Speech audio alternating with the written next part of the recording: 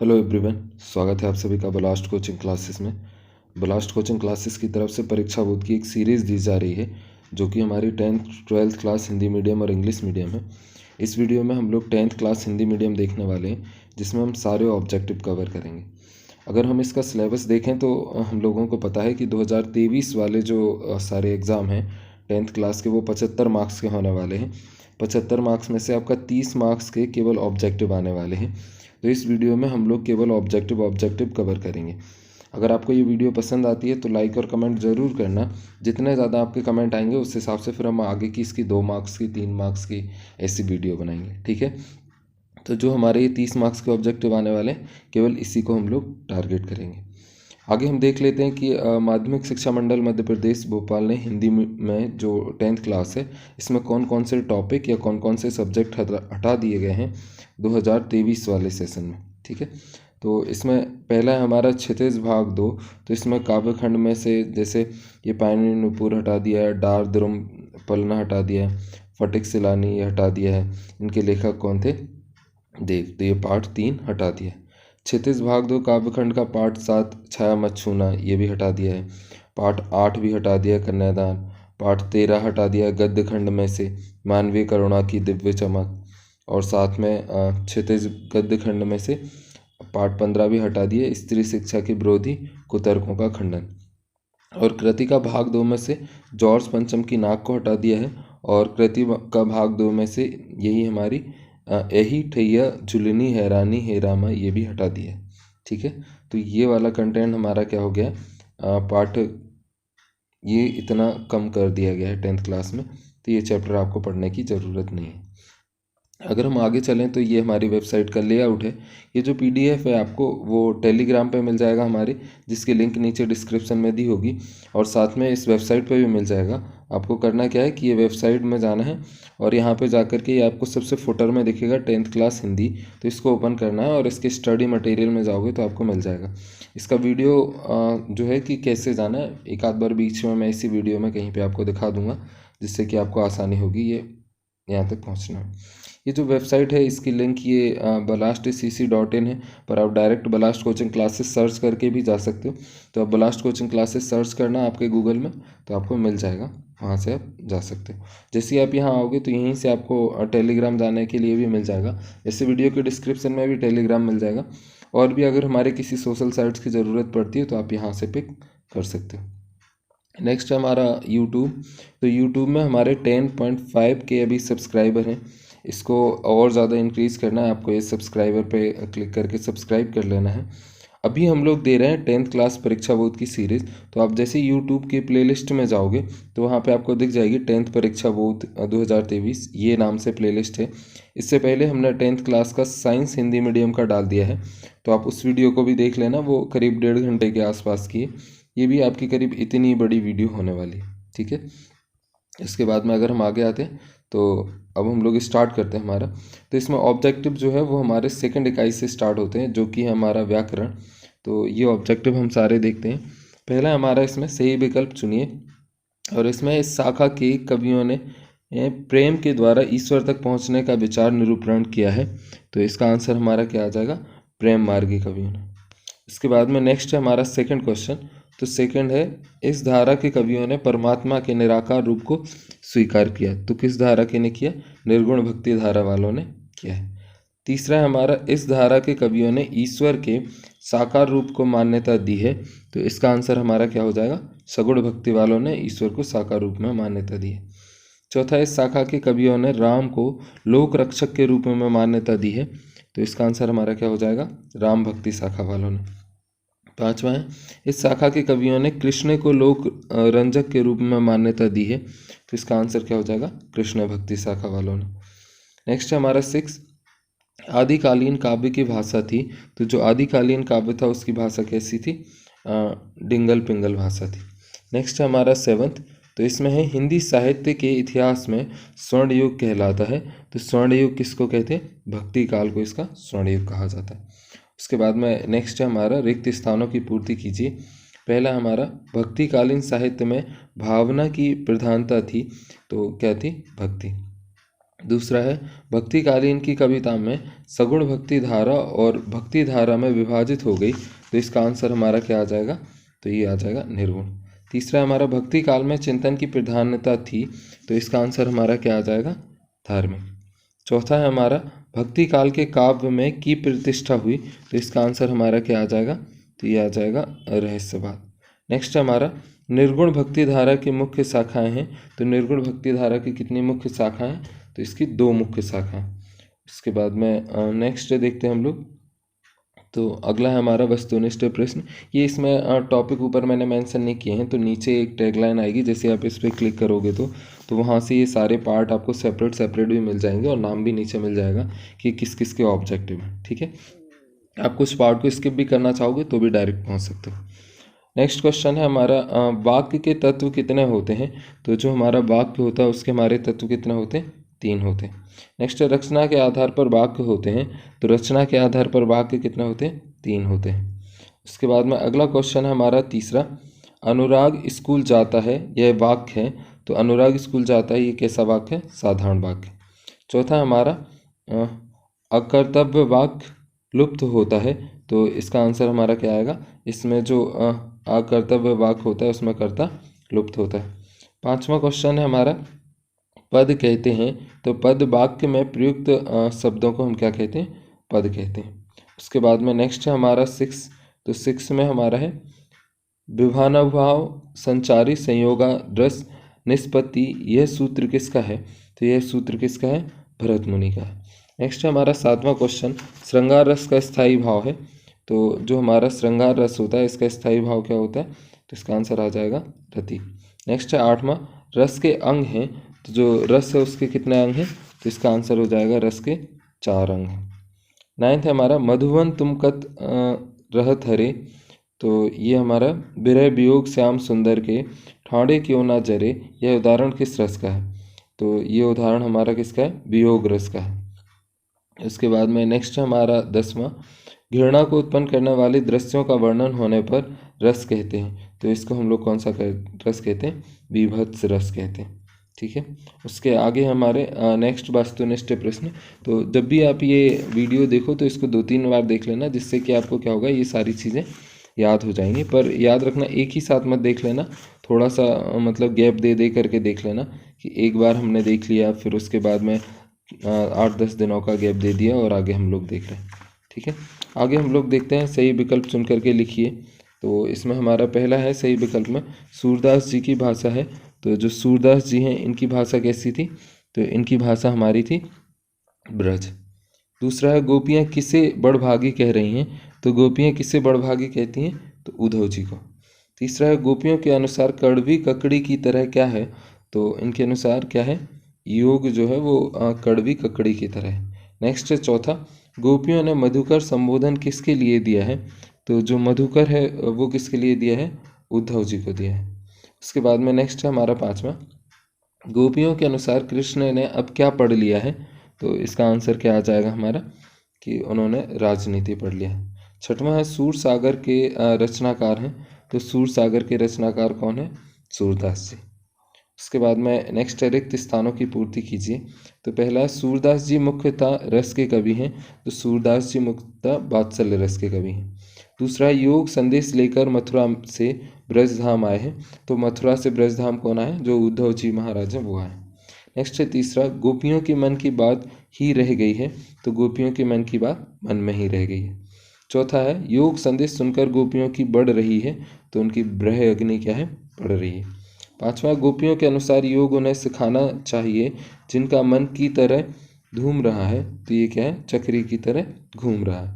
6वां है राजा का है प्रजा को ना सताए, तो राजा का क्या है, धर्म है कि वो प्रजा को ना सताए। नेक्स्ट है हमारा सही जोड़ी, तो सही जोड़ी में पहला है हमारा बड़भागी, तो बड़भागी किसको कहा है, गोपियों ने उद्धव जी को कहा है, तो ये उद्धव जी को मैच करेगा। दूसरा है हमारा हारिल पक्षी, तो जो हारिल पक्षी होता है ये हमारा कैसा होता है, मतलब हारिल पक्षी हमेशा अपने साथ में एक लकड़ी को लेकर के चलता है, बगैर लकड़ी के वो आगे नहीं बढ़ता है। अगर पानी पीने भी आता है ज़मीन पर तो भी वो क्या करता है, अपने साथ में लकड़ी को लेकर के आता है। नेक्स्ट है गोपियाँ, तो गोपियाँ किसको मैच करेगा, तो ये करेगा गोपियाँ कैसी हैं, भोली हैं। नेक्स्ट है गुड़। तो गुड़ हमारा मैच करेगा कि गुड़ से हमेशा चींटी क्या है, लिपटी हुई होती। कड़वी ककड़ी, तो कड़वी ककड़ी किसको कहा गया, योग संदेश को कहा गया। उसके बाद में नेक्स्ट है सत्य सत्य। तो पहला है कृष्ण ने गोपियों के लिए प्रेम संदेश भेजा था, तो ये असत्य है। नेक्स्ट है योग संदेश सुनकर गोपियों की विरह अग्नि बढ़ रही है, तो ये हमारा सत्य है। तीसरा है योग संदेश गोपियों को गुड़ की तरह मीठा लगा, तो ये क्या है हमारा असत्य है। चौथा है अच्छे लोग परहित के लिए दौड़ चले आते हैं, तो ये कैसा सत्य है। और पांचवा और लास्ट है गोपियों द्वारा नहीं गोपियाँ कृष्ण द्वारा चुराए गए अपने मन को वापस मांग रही हैं, तो ये क्या है सत्य है। उसके बाद में अगले हैं हमारे वास्तुनिष्ठ प्रश्न। तो इसमें पहला क्वेश्चन है हमारा, सही विकल्प चुन करके लिखिए। रामचरितमानस की भाषा है, तो जो रामचरित मानस है उसकी भाषा कैसी, अवधी है। दूसरा राम लक्ष्मण के गुरु का नाम था, तो जो राम लक्ष्मण जी हैं इनके गुरु का नाम क्या था, विश्वामित्र था। तीसरा हमारा धनुष टूट जाने पर कौन क्रोधित हुए, तो धनुष टूट जाने पर कौन क्रोधित हुए, परशुराम भगवान हैं वो धनुष टूट जाने पर क्रोधित हुए। चौथा है सहस्त्रबाहु का वध किसने किया था, तो सहस्त्रबाहु का वध किसने किया था, परशुराम जी ने किया था। पांचवा है उंगली दिखाने से कौन मुरझा जाता है, तो उंगली मुरझाने से कुम्हेड़े का फूल मुरझा जाता है। जो हमारा कुम्हेड़े यानी जो कद्दू होता है उसका फूल क्या है, मुरझा जाता है। नेक्स्ट है हमारा सेकंड, रिक्त स्थानों की पूर्ति कीजिए। पहला है परशुराम स्वभाव से थे, तो परशुराम स्वभाव से कैसे थे, क्रोधी थे। उसके बाद में नेक्स्ट है रघुकुल में देवता ब्राह्मण ईश्वर भक्त और का वध नहीं किया जाता, तो किसका नहीं किया जाता, गाय का। तीसरा हमारा व्यक्ति अपनी प्रशंसा स्वयं ही करते हैं, तो लक्ष्मण जी के हिसाब से जो कायर व्यक्ति होते हैं वो अपनी प्रशंसा स्वयं करते हैं। चौथा परशुराम जी के गुरु हैं, तो परशुराम जी के गुरु भगवान शंकर यानी भगवान शिव हैं। पांचवा है बालको बोली बधा नहीं तो ही में अलंकार है, तो इसमें बा वर्ड की आवृत्ति बार बार हो रही है, इसलिए कौन सा अलंकार है, अनुप्रास अलंकार है। नेक्स्ट है हमारा सही जोड़ी बनाओ। तो पहला है हमारा कौशिक, तो कौशिक ये किसको मिलेगा, विश्वामित्र को। नेक्स्ट है धनुष तोड़ने वाला, तो धनुष किन्होंने तोड़ा था, भगवान राम ने। और तीसरा है हमारा भृगुसुत, तो भृगुसुत हमारा किसको जाएगा, ये कौन है, परशुराम जी। नेक्स्ट है जीर्ण शीर्ष, तो जीर्ण शीर्ष क्या है, ये शिव धनुष था। नेक्स्ट है व्यंग बाण, तो व्यंग बाण कौन चला रहे हैं, लक्ष्मण जी चला रहे। नेक्स्ट है सत्य सत्य बताइए। पहला शिव धनुष लक्ष्मण ने तोड़ा, तो यह सत्य है क्योंकि ये भगवान राम ने तोड़ा था। दूसरा है साधु संत के दोष नहीं देखे जाते, तो ये हमारा क्या है, साधु संत और बालकों के दोष नहीं देखे जाते, तो ये क्या है, सत्य है।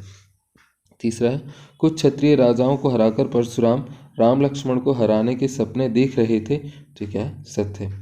तीसरा है वीर व्यक्ति अपनी प्रशंसा स्वयं करते हैं, तो यह सत्य है क्योंकि वीर व्यक्तियों की प्रशंसा पूरा उनका समाज करता है। नेक्स्ट है हमारा पांचवा सीता स्वयंवर में राम लक्ष्मण विश्वामित्र के साथ आए थे, तो ये क्या है, सत्य है। उसके बाद में नेक्स्ट है हमारा सही विकल्प चुनिए। तो अगले चैप्टर में हमारा कामायनी है, तो कामायनी क्या है, तो ये एक महाकाव्य है। नेक्स्ट है आकाशदीप आंधी और इंद्रजाल इनके संग्रह हैं, तो इनको किसने लिखा है, नहीं आकाशीय आंधी और इंद्रजाल इनके संग्रह हैं, तो इनमें क्या संग्रह थे, कहानी संग्रह थे। तीसरा है कवि अपनी आत्मकथा को कैसे बता रहा है, तो कवि अपनी आत्मकथा को कैसे बता रहा है, भूली बता रहा है। उसके बाद में नेक्स्ट है हमारा चौथा थके पथिक की पंथा की में अलंकार है, तो इसमें हमारा कौन सा अलंकार है, तो इसमें अनुप्रास अलंकार है क्योंकि जो था वर्ड है उसकी आवृत्ति क्या हो रही है, बार बार हो रही है। पांचवा कभी अपनी प्रेयसी के कपोलों की लालिमा की तुलना किससे कर रहा है, तो कभी किससे कर रहा है, उषा काल की अरुणिमा से। इसके बाद में नेक्स्ट है जयशंकर प्रसाद के काव्य में झलक मिलती है, तो इनके काव्य में किसकी झलक मिलती है, प्रेम सौंदर्य की। सातवां छायावाद के प्रमुख कवियों में गिने जाते हैं, तो छायावाद के प्रमुख कवियों में कौन गिने जाते हैं, तो इसका आंसर आ जाएगा जयशंकर प्रसाद जी गिने जाते हैं। उसके बाद में नेक्स्ट है जयशंकर प्रसाद को कामायनी पर पारितोषिक मिला, तो इनको कौन सा पारितोषिक मिला था, मंगला प्रसाद। उसके बाद में नेक्स्ट है आत्मकथ कविता में अभिव्यक्ति हुई है, तो इसमें कौन सी अभिव्यक्ति हुई है, तो इसका आंसर हो जाएगा हमारा जीवन के यथार्थ एवं अभाव पक्ष की मार्मिक के। उसके बाद में नेक्स्ट है हमारा सही जोड़ी बनाओ। तो पहला है हमारा कामायनी। तो कामायनी एक क्या है, ये इसका आंसर हो जाएगा हमारा महाकाव्य। दूसरा है हमारा जयशंकर प्रसाद। तो जयशंकर प्रसाद कैसे हैं, छायावाद के कवि हैं। नेक्स्ट है क्यों मेरी कंथा की। तो इसका आंसर क्या हो जाएगा, तो इसमें कौन सा अलंकार है, क्यों मेरी कंथा की, इसमें अनुप्रास अलंकार है, का वर्ड 3 बार आया है ऐसा। नेक्स्ट है चौथा हंस यानी पत्रिका। तो इसका आंसर क्या हो जाएगा, तो ये प्रेमचंद्र जी यहाँ पे काम करते थे। नेक्स्ट है थकी सोई है। तो ये क्या है, मेरी मौन व्यथा थकी सोई है। नेक्स्ट है एक शब्द और एक वाक्य में उत्तर दीजिए। तो इसमें पहला है कवि अपना पाथेय किससे मानता है। तो अपनी स्मृतियों को पाथेय मानता है। दूसरा है कवि के अनुसार कौन थक कर सोई है। तो कवि की मौन व्यथा थक कर सो गई है। तीसरा है कवि अपनी किन गाथाओं को नहीं गाना चाहता।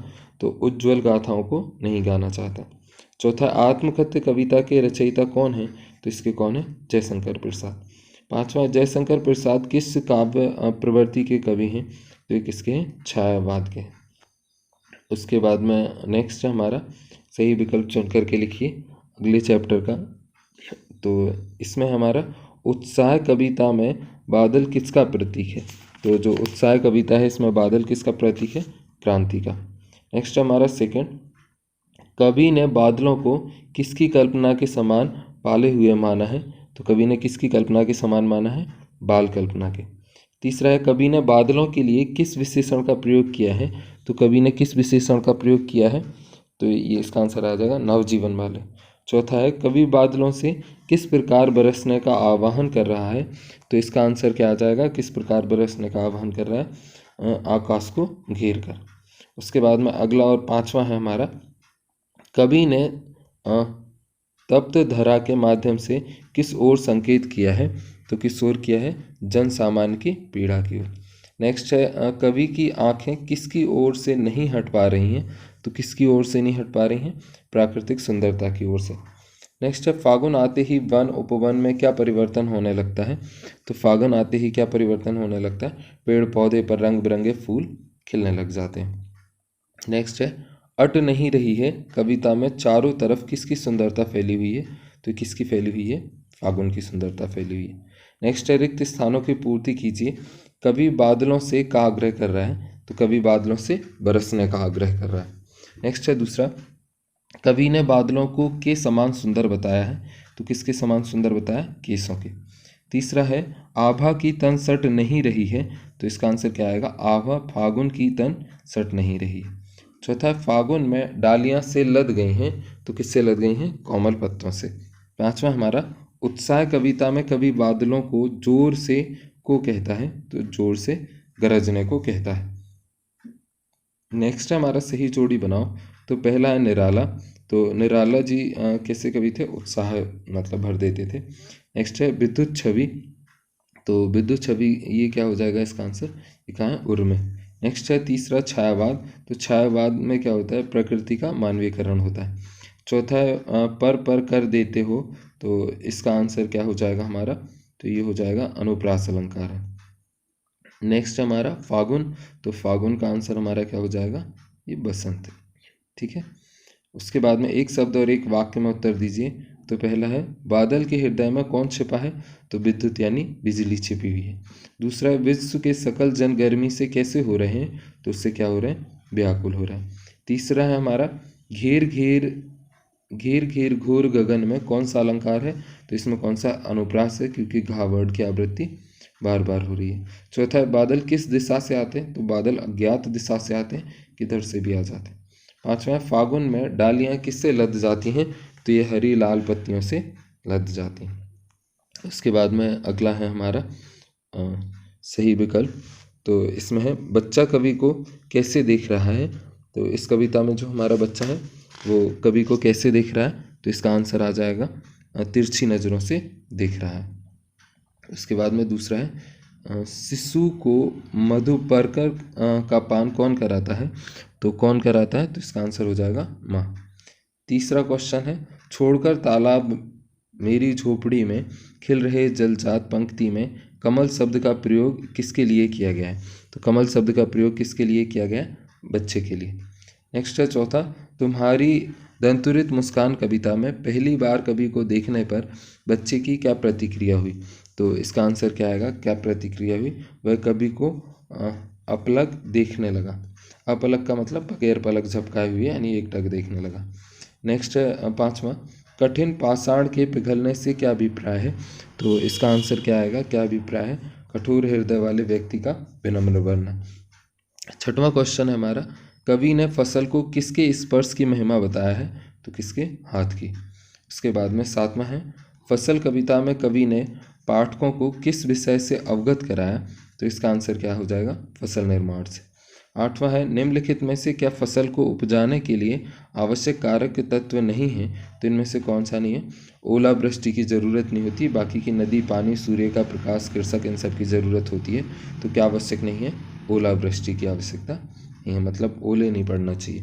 नेक्स्ट क्या है हमारा, रिक्त स्थानों की पूर्ति कीजिए। तो इसमें पहला क्वेश्चन है हमारा, तुम्हारी ये दंतुरित मुस्कान मृत में भी डाल देगी। तो इसका आंसर क्या है? जान। जो बच्चे होते हैं उनकी दंतुरित मुस्कान मृत में भी क्या डाल देती है? जान, ऐसा कभी कहते हैं। दूसरा है, एक के नहीं, दो के नहीं, ढेर सारी नदियों के पानी का जादू है। नेक्स्ट है तीसरा, नागार्जुन रचनावली विभाजित है। तो नागार्जुन रचनावली 7 खंडों में विभाजित है। नेक्स्ट है चौथा, नागार्जुन ने धर्म स्वीकार किया। तो इन्होंने कौन सा धर्म स्वीकार किया? बौद्ध धर्म। 5वां है, तब तुम्हारी दंतुरित मुस्कान मुझे लगती बड़ी ही, तो कैसी है? छविमान। उसके बाद में सही जोड़ी है। तो पहला हमारा नागार्जुन का जन्म, तो ये कब हुआ? 1911 में बिहार के दरभंगा जिले के सतलखा नामक गांव में हुआ था। दूसरा है, घुमक्कड़ी और अखंड स्वभाव के धनी, तो ये कौन है? नागार्जुन है। तीसरा है काव्य संग्रह। तो काव्य संग्रह क्या होता है? ये चित्रा और पत्रहीन और नग्न गाछ, ये क्या है? काव्य संग्रह है। नेक्स्ट है महिमा का शाब्दिक अर्थ है। तो महिमा का शाब्दिक अर्थ हमारा किससे है? महत्व से। लास्ट है हमारा, दूध, दही, घी, शहद और गंगा जल से मिलकर बना पेय है। तो उसको हम क्या बोलते हैं? मधुपर्क बोलते हैं। उसके बाद में अगला है सत्य। तो इसमें पहला हमारा, राजनीतिक सक्रियता के कारण नागार्जुन को कई बार जेल भी जाना पड़ा। तो ये सत्य है। दूसरा, उत्तर प्रदेश का भारत भारती पुरस्कार एवं बिहार का राजेंद्र प्रसाद पुरस्कार से नागार्जुन को नवाजा गया या इन्हें दिया गया, सम्मानित किया गया। तो ये कैसा? सत्य है। तीसरा, रूपांतर है सूरज की किरणों का सिमटा हुआ संकोच है हवा की थिरक का, यह बात फसल के लिए कही गई है। तो ये सत्य है। चौथा है, कनखी मार का शाब्दिक अर्थ प्रसन्नता से देखना है। तो ये असत्य है। कनखी मार का मतलब चोरी छिपे देखना या तिरछी नज़रों से देखना। नेक्स्ट है, नागार्जुन का अधिकांश काव्य व्यंग्यात्मक शैली में लिखा हुआ है। तो ये कैसा? सत्य है। उसके बाद में अगला है, एक शब्द और एक वाक्य में उत्तर दीजिए। तो पहला है, बच्चे का धूल से सना शरीर कवि को कैसा लगा? तो कवि को धूल से सना शिशु कमल के जैसा, जैसे वह तालाब को छोड़कर उसकी झोपड़ी यानी उसके घर में आ गया हो। दूसरा है, फसल उपजाने के लिए आवश्यक तत्व कौन से हैं? तो पानी, मिट्टी, सूरज, हवा, ये सारे क्या होते हैं? जरूरी होते हैं, और श्रम भी जरूरी होता है। नेक्स्ट है तीसरा, फसल शब्द सुनते ही कवि के सामने क्या आ जाता है? तो कवि के सामने लहलहाती हुई फसल आ जाती है। चौथा है, घुमक्कड़ी और अखंड स्वभाव के लिए किसे जाना जाता है? तो ये स्वभाव किसका? नागार्जुन जी का। नेक्स्ट है, अनिमेष का शाब्दिक अर्थ क्या है? तो इनका शाब्दिक अर्थ है बिना पलक झपकाए हुए। उसके बाद में नेक्स्ट है हमारा अगले चैप्टर से क्वेश्चन है वास्तुनिष्ठ प्रश्न। तो पहला है हमारा, मंगलेश डबराल का जन्म स्थान है। तो इनका कहाँ है? 1948 में टिहरी गढ़वाल उत्तरांचल के काफल पानी गांव में हुआ था। दूसरा हमारा, मंगलेश की कविताओं में चित्रित किया गया है। तो इनकी कविताओं में क्या चित्रित किया गया है? तो सामंती बोध को चित्रित किया गया है। तीसरा है, पहाड़ पर लालटेन घर का रास्ता रचनाएं हैं। तो ये किसकी हैं? मंगलेश डबराल जी की। नेक्स्ट है, मंगलेश डबराल भोपाल के भारत भवन से प्रकाशित पत्रिका का संपादन किया। तो इन्होंने कौन सी पत्रिका का संपादन किया? सरस्वती का। नेक्स्ट और लास्ट ऑब्जेक्टिव है इसका हमारा, संगतकार कविता गायन में मुख्य गायक का साथ देने वाले महत्व पर विचार करती है। तो इसका आंसर क्या है? संगतकार की भूमिका का। तो इस पीडीएफ के लिए आप क्या करोगे, बलास्ट कोचिंग क्लासेस को सर्च करोगे, इसकी स्पेलिंग देख लेना BALLAST और कोचिंग क्लासेस। गूगल पे किसी भी ब्राउज़र में जा कर के जैसे ही आप सर्च करोगे तो इसको ऊपर की तरफ स्क्रॉल कराओगे तो आपको पहली जो लिंक मिल जाएगी वो मिल जाएगी balastcc.in के नाम से। जैसे ही आप इसको ओपन करोगे तो ये कुछ इस तरह से ओपन होगा। और आप हिंदी के लिए नहीं, इस पीडीएफ के लिए नहीं, कोई सी भी पीडीएफ 9th क्लास से 12th क्लास तक की जितनी भी हम देंगे वो इसी वेबसाइट पे मिलेगी। तो आपको क्या करना है, इसको ऊपर की तरफ स्क्रॉल कराते आना। जैसे ही सबसे नीचे आओगे तो आप इधर देखोगे कि ये 9th क्लास के सारे सब्जेक्ट हैं, ये 10th क्लास के हैं। इसके और नीचे जाओगे तो ये हमारे 11th क्लास के हैं और ये 12th क्लास का है।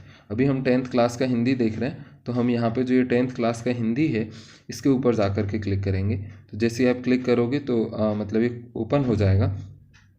तो ये ऐसा ओपन हो जाएगा। जैसे ही ओपन होता है आपको इसको ऊपर की तरफ स्क्रॉल कराना है और स्क्रॉल करा करके नीचे ढूंढना है स्टडी मटेरियल। तो ये रहा आपका स्टडी मटेरियल। जैसे ही आप इसके ऊपर क्लिक करोगे तो ये एक लिस्ट ओपन कर देगा। इस लिस्ट में देखो आपके क्या क्या है, तो NCERT बुक्स हैं, इसमें कम किया गया सिलेबस और ब्लूप्रिंट भी दे करके रखा है। जैसे इस पेज को आप खोलोगे तो सारा मिल जाएगा। पिछले साल के प्रश्न पत्र दे करके रखा है, मॉडल पेपर भी दे करके रखा है, क्वेश्चन बैंक दे करके रखा है, IMP क्वेश्चन है। पर अभी इसकी वीडियो हम लोग रिकॉर्ड कर रहे हैं तो यहीं पर आपको मिल जाएगा एक और ये IMP क्वेश्चंस के ऊपर परीक्षा बोर्ड का ऐसी टॉपिक, तो उसके ऊपर आप क्लिक करोगे तो आपको मिल जाएगा। जैसे अगर हम लोग प्रश्न बैंक को देखेंगे तो ये ऐसा ओपन करते हैं तो ये पेज खुल जाएगा और ये PDF रूप में आपको ये प्रश्न बैंक ये डाउनलोड हो गया। यहाँ से आप चाहो तो इसको पढ़ भी सकते हो या फिर डाउनलोड कर सकते हो। ऐसे ही आपको हमारी सारी PDF वगैरह मिल जाएंगी, जिस सब्जेक्ट का चाहिए हो उस सब्जेक्ट का मिल जाएगा। अगला टॉपिक है हमारा रिक्त स्थानों की पूर्ति कीजिए। पहला अंतरा का शाब्दिक अर्थ है, तो इसका शाब्दिक अर्थ क्या होता है, स्थायी या टेक को छोड़कर गीत का चरण। दूसरा है वह अपनी गूंज मिलाता है, तो इसका आंसर क्या आएगा, प्राचीन काल से। नेक्स्ट है तीसरा, उसे विफलता नहीं उनकी समझा जाना चाहिए, तो उसे विफलता नहीं उसकी मनुष्यता समझा जाना चाहिए। चौथा है मंगलेश डबराल ने सन 1983 में जनसत्ता साहित्य संपादक का पद संभाला था। पांचवा है हमारा संगतकार कविता के कवि हैं, तो ये कौन है, मंगलेश्वर जी। इसके बाद में नेक्स्ट है सही जोड़ी बनाइए। तो पहला है हमारा सावंती बोध एवं पूंजीवादी छल छद्दम की कविताएं हैं, तो ये किसकी हैं, मंगलेश्वर डबराल की। नेक्स्ट है भाषा, तो भाषा कैसी है, पारदर्शी। जनसत्ता, तो जनसत्ता का इन्होंने क्या किया, संपादक किया। नेक्स्ट है संगतकार, तो संगतकार का क्या हो जाएगा, मुख्य गायक का साथ देने वाले की जो भूमिका निभाता है उसे हम क्या कहते हैं, संगतकार। उसकी आवाज़ में जो एक, तो ये क्या है, हिचक साफ सुनाई देती है। नेक्स्ट है हमारा सत्य सत्य, मंगलेश डबराल के 4 कविता संग्रह प्रकाशित हुए, सत्य है। दूसरा है मंगलेश डबराल पूर्व गृह में सहायक संपादक हुए, तो ये भी सत्य है। तीसरा है मुख्य गायक की चट्टान जैसी भारी स्वर का साथ देती है, तो ये भी क्या है, सत्य है। चौथा है ढांढस बांधना का शाब्दिक अर्थ है तसल्ली देना, तो ये भी सत्य है। पांचवा संगीत के लिए 5 स्वर तय किए गए हैं, तो ये क्या है, असत्य है। उसके बाद में नेक्स्ट है हमारा अगला वास्तुनिष्ठ प्रश्न, तो जिसका पहला है हमारा सही विकल्प की तुलना कीजिए। स्वयं प्रकाश का जन्म सन में हुआ, तो इनका जन्म कब हुआ, 1947 में। दूसरा बीच में विनय के उपन्यासकार हैं, तो इसका आंसर क्या हो जाएगा, कौन है, स्वयं प्रकाश। इसके बाद में नेक्स्ट है नेताजी की मूर्ति तैयार करने वाले मूर्तिकार का नाम था, तो मूर्तिकार का क्या नाम था, मोतीलाल। चौथा है फौजी शब्द सुनकर पानवाला क्यों हंस पड़ा, तो क्यों हंस पड़ा, क्योंकि उसकी शारीरिक बनावट के कारण। नेक्स्ट है कमसिन का शाब्दिक अर्थ है, तो इसका शाब्दिक अर्थ क्या है, सुंदर से। उसके बाद में अगला है रिक्त स्थानों की पूर्ति कीजिए। समकालीन कहानी में जिस कहानी का नाम है, तो वो क्या है, तो इसका आंसर हो जाएगा स्वयं प्रकाश। दूसरा है देशभक्ति शब्द का श्रेणी में आता है, तो ये किस में आता है, तत्सम में आता है। तीसरा है आंखें भर आना मुहावरे का शाब्दिक अर्थ है, तो इसका शाब्दिक अर्थ क्या है, दुखी होना। चौथा है नेताजी का चश्मा नामक प्रस्तुत पाठ भावना से भरपूर एक महत्वपूर्ण कहानी है, तो ये किससे, देशभक्ति की भावना से भरपूर एक महत्वपूर्ण कहानी है। पांचवा स्वयं प्रकाश की शैली है, तो स्वयं प्रकाश की शैली कैसी है, किस्सा गोई तथा व्यंग्य प्रधान है। उसके बाद में अगला है हमारा सही जोड़ी बनाइए। तो पहला है स्वयं प्रकाश का सम्मान, तो ये क्या है पहल। नेक्स्ट है पारदर्शी, तो इसका आंसर क्या हो जाएगा, जिसके आर पार देखा जा सके। तीसरा नगर पालिका का कार्य, तो ये क्या है सड़कें बनवाना, उनको पक्की करवाना, ये सब। चौथा है कैप्टन, तो कैप्टन का क्या होगा, चश्मा बेचने वाले को क्या बोलते थे, कैप्टन। फौजी शब्द चश्मे वाले के लिए है, तो ये क्या है व्यंग्यात्मक है, क्योंकि उसके शरीर की वेशभूषा वैसी नहीं है कि वो फौजी होता। नेक्स्ट है स्वयं प्रकाश मध्यम जीवन के कुशल चेतेरे हैं, तो ये सत्य है। दूसरा है ओरिजिनल एवं आइडिया आगत शब्द है, तो ये भी सत्य है, क्योंकि ये हिंदी उससे इंग्लिश से आया हुआ है। नेक्स्ट है आएंगे अच्छे दिन भी के लेखक स्वयं प्रकाश हैं, तो ये भी सत्य है। चौथा नेताजी का चश्मा गद्य की आत्मकथा के अंतर्गत आता है, तो यह सत्य है, क्योंकि ये आत्मकथा ने दूसरे के बारे में लिखा गया है।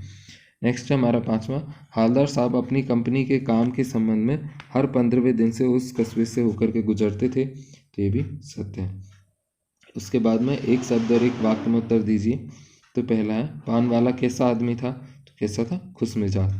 दूसरा है मुख एवं छाती के ऊपरी भाग की बनाई गई आकृति को क्या कहते हैं, तो उसको वस्ट कहते हैं। तीसरा है उहापोह का शाब्दिक अर्थ क्या है, तो इसका क्या है दुविधा में। चौथा है स्वयं प्रकाश किस प्रमुख शैली के लिए जाने जाते हैं, तो ये किसके लिए, किस्सा गोई एवं व्यंग प्रधान शैली के लिए जाने जाते हैं। पांचवा है नेताजी का चश्मा पाठ के लेखक ने क्या संदेश दिया, तो क्या दिया, देश प्रेम एवं देशभक्ति का। उसके बाद में अगला है सही विकल्प चुन करके लिखिए। तो इसमें है बेनीपुरी रचनावली विभाजित है, तो ये कैसे विभाजित है, 8 खंडों में। दूसरा स्वाधीन की चेतना मनुष्य की चिंता और इतिहास के युगानुरूप व्याख्या किसके साहित्य में मिलती है, तो किसके साहित्य में मिलती है, रामवृक्ष बेनीपुरी जी के। तीसरा बाल गोविंद भगत पाठ किस प्रकार की समस्याओं पर आधारित है, तो किस प्रकार की पे, जो रूढ़िवादी समस्याएं होती हैं उन पर ये आधारित है। चौथा हमारा बाल गोविंद भगत ने किस परिवेश की झांकी प्रस्तुत की है, तो किस परिवेश की है, तो इसका आंसर आ जाएगा ग्रामीण जीवन की। पांचवा है कमली का शाब्दिक अर्थ है, तो कमली का क्या है, कंबल से शाब्दिक अर्थ है कि वो कमली ओढ़ा करते थे। दूसरा क्वेश्चन है हमारा सही विकल्प चुन करके लिखिए। पहला है रामवृक्ष बेनीपुरी का जन्म सन में हुआ, तो रामवृक्ष बेनीपुरी जी का जन्म कौन से सन में हुआ, तो इनका हुआ था 1899 में। दूसरा है चिता के फूल के लेखक हैं, तो कौन है, रामवृक्ष बेनीपुरी। नेक्स्ट है बाल गोविंद भगत गद्य की विधा के अंतर्गत आता है, तो किसके आता है, रेखा चित्र। चौथा है आवृत का शाब्दिक अर्थ है, तो इसका शाब्दिक अर्थ क्या है, आच्छादित। पांचवा है बेटा का अग्नि संस्कार कराया, तो ये किसने कराया, पतोही ने, पतोहू। नेक्स्ट है हमारा सही जोड़ी बनाइए। तो पहला हमारा पतितों के देश, तो इसका सही क्या हो जाएगा, ये क्या है, उपन्यास। नेक्स्ट हमारा चिता के फूल, तो ये क्या हो जाएगा, एक कहानी। उसके बाद में नेक्स्ट है अम्बपाली, तो ये क्या है, एक नाटक है। नेक्स्ट है माटी की मूर्तें, तो ये क्या है हमारा, एक रेखा चित्र है। नेक्स्ट है जंजीर की दीवारें, तो ये क्या है, संस्मरण है। उसके बाद में आगे है सत्य, तो पहला हमारा बाल गोविंद भगत 60 वर्ष के होंगे, तो ये क्या है, सत्य। दूसरा कबीर के पद बाल गोविंद भगत को अधिक पसंद थे, तो ये भी कैसा है, सत्य।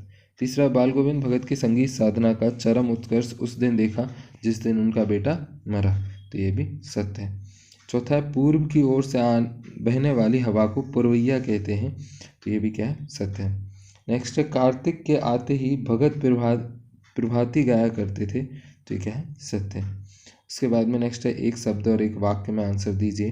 पहला है बाल गोविंद अपने खेत में किसकी रोपनी कर रहे हैं, तो बाल गोविंद भगत अपने खेत में क्या बोते हैं, धान। नेक्स्ट है तेरी गठरी में लागा चोर मुसाफिर जाग जरा का आशय है, तो इसका आशय क्या है कि मनुष्य तेरे जीवन के क्षण नष्ट हो रहे हैं, जीवन रूपी गठरी को मौत रूपी ठग चुरा रहा, अतः समय रहते जाग जाओ और प्रभु का स्मरण करने लगो। तीसरा है बाल गोविंद के गीत किस भाव एवं मस्ती में होते हैं, तो बाल गोविंद भगत के गीत प्रभु प्रेम की मस्ती से भरे होते हैं। नेक्स्ट है कुहासा का शाब्दिक अर्थ है, तो कुहासा का शाब्दिक अर्थ किससे, कोहरा से है, यानी जो वो सर्दियों में धुंध लगती ना, फॉग जिसको हम बोलते हैं, उससे। नेक्स्ट है हमारा 5वां, भादों की अंधेरी रात में किसकी झंकार सुनाई पड़ती है? तो किसकी सुनाई पड़ती है? छिल्ली की। इसके बाद में अगले वास्तुनिष्ठ प्रश्न है, तो इसमें है हमारा, यशपाल का जन्म ईस्वी में हुआ, तो कौन सी ईस्वी में हुआ? 1903 में। दूसरा है यशपाल का संबंध था, तो ये किससे था? यशपाल जी का संबंध क्रांतिकारी से। नेक्स्ट है तीसरा हमारा, पार्टी कॉमरेड एवं दादा कॉमरेड यशपाल की रचनाएं में आती हैं, तो इसका आंसर क्या आएगा? उपन्यास। चौथा है तस्लीम का शाब्दिक अर्थ है, तो तस्लीम का शाब्दिक अर्थ क्या है? सम्मान है। उसके बाद में अगला है, लेखक की कौन सी पुरानी आदत है? तो लेखक की कौन सी पुरानी आदत है? खाली बैठकर कल्पना करना। उसके बाद में अगला है, सही विकल्प चुन करके लिखिए, तो यानी ये रिक्त स्थान है, पर सही विकल्प में चुनकर रिक्त स्थान में पूर्ति कीजिए। पहला है, यशपाल की रचनाओं में सरोकारों की उपस्थिति है, तो ये किसकी? आम आदमी की सरोकारी की उपस्थिति है। दूसरा है, झूठा सच के प्रमुख रचनाकार हैं, तो कौन है? यशपाल। तीसरा है, नवाब साहब ने के लिए उत्साह नहीं किया, तो किसके लिए? संगति के लिए। चौथा, लखनऊ स्टेशन पर खीरा बेचने वाले खीरे का तरीका जानते हैं, तो इसका आंसर क्या हो जाएगा? इस्तेमाल। पांचवा है, दोनों खीरों के सिर काटे और उन्हें गूंथ कर निकाला, तो क्या निकाला? झाग निकाला। उसके बाद में अगला है, सही जोड़ी बनाइए, तो पहला है किफ़ायत, तो ये क्या हो जाएगा? मितव्ययिता से। दूसरा है यशपाल का संबंध, तो यशपाल का संबंध किससे? क्रांतिकारी धारा से। नेक्स्ट है नवाब साहब पतनशील, तो इसका संबंध किससे है? तो इसका संबंध है सामंती वर्ग के जीते जागते उदाहरण से।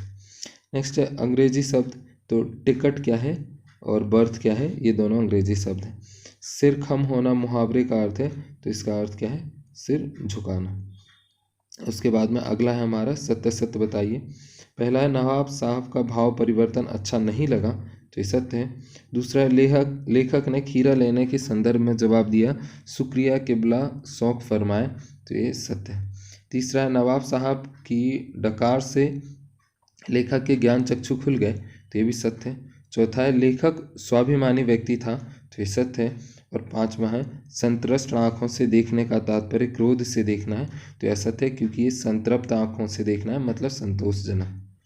उसके बाद में नेक्स्ट है, एक शब्द और एक वाक्य में उत्तर दीजिए। तो पहला है, यशपाल ने लखनवी अंदाज में क्या साबित करने के लिए लिखा? तो व्यंग साबित करने के लिए। दूसरा है, नफीज का शाब्दिक अर्थ क्या है? तो इसका शाब्दिक अर्थ है बढ़िया।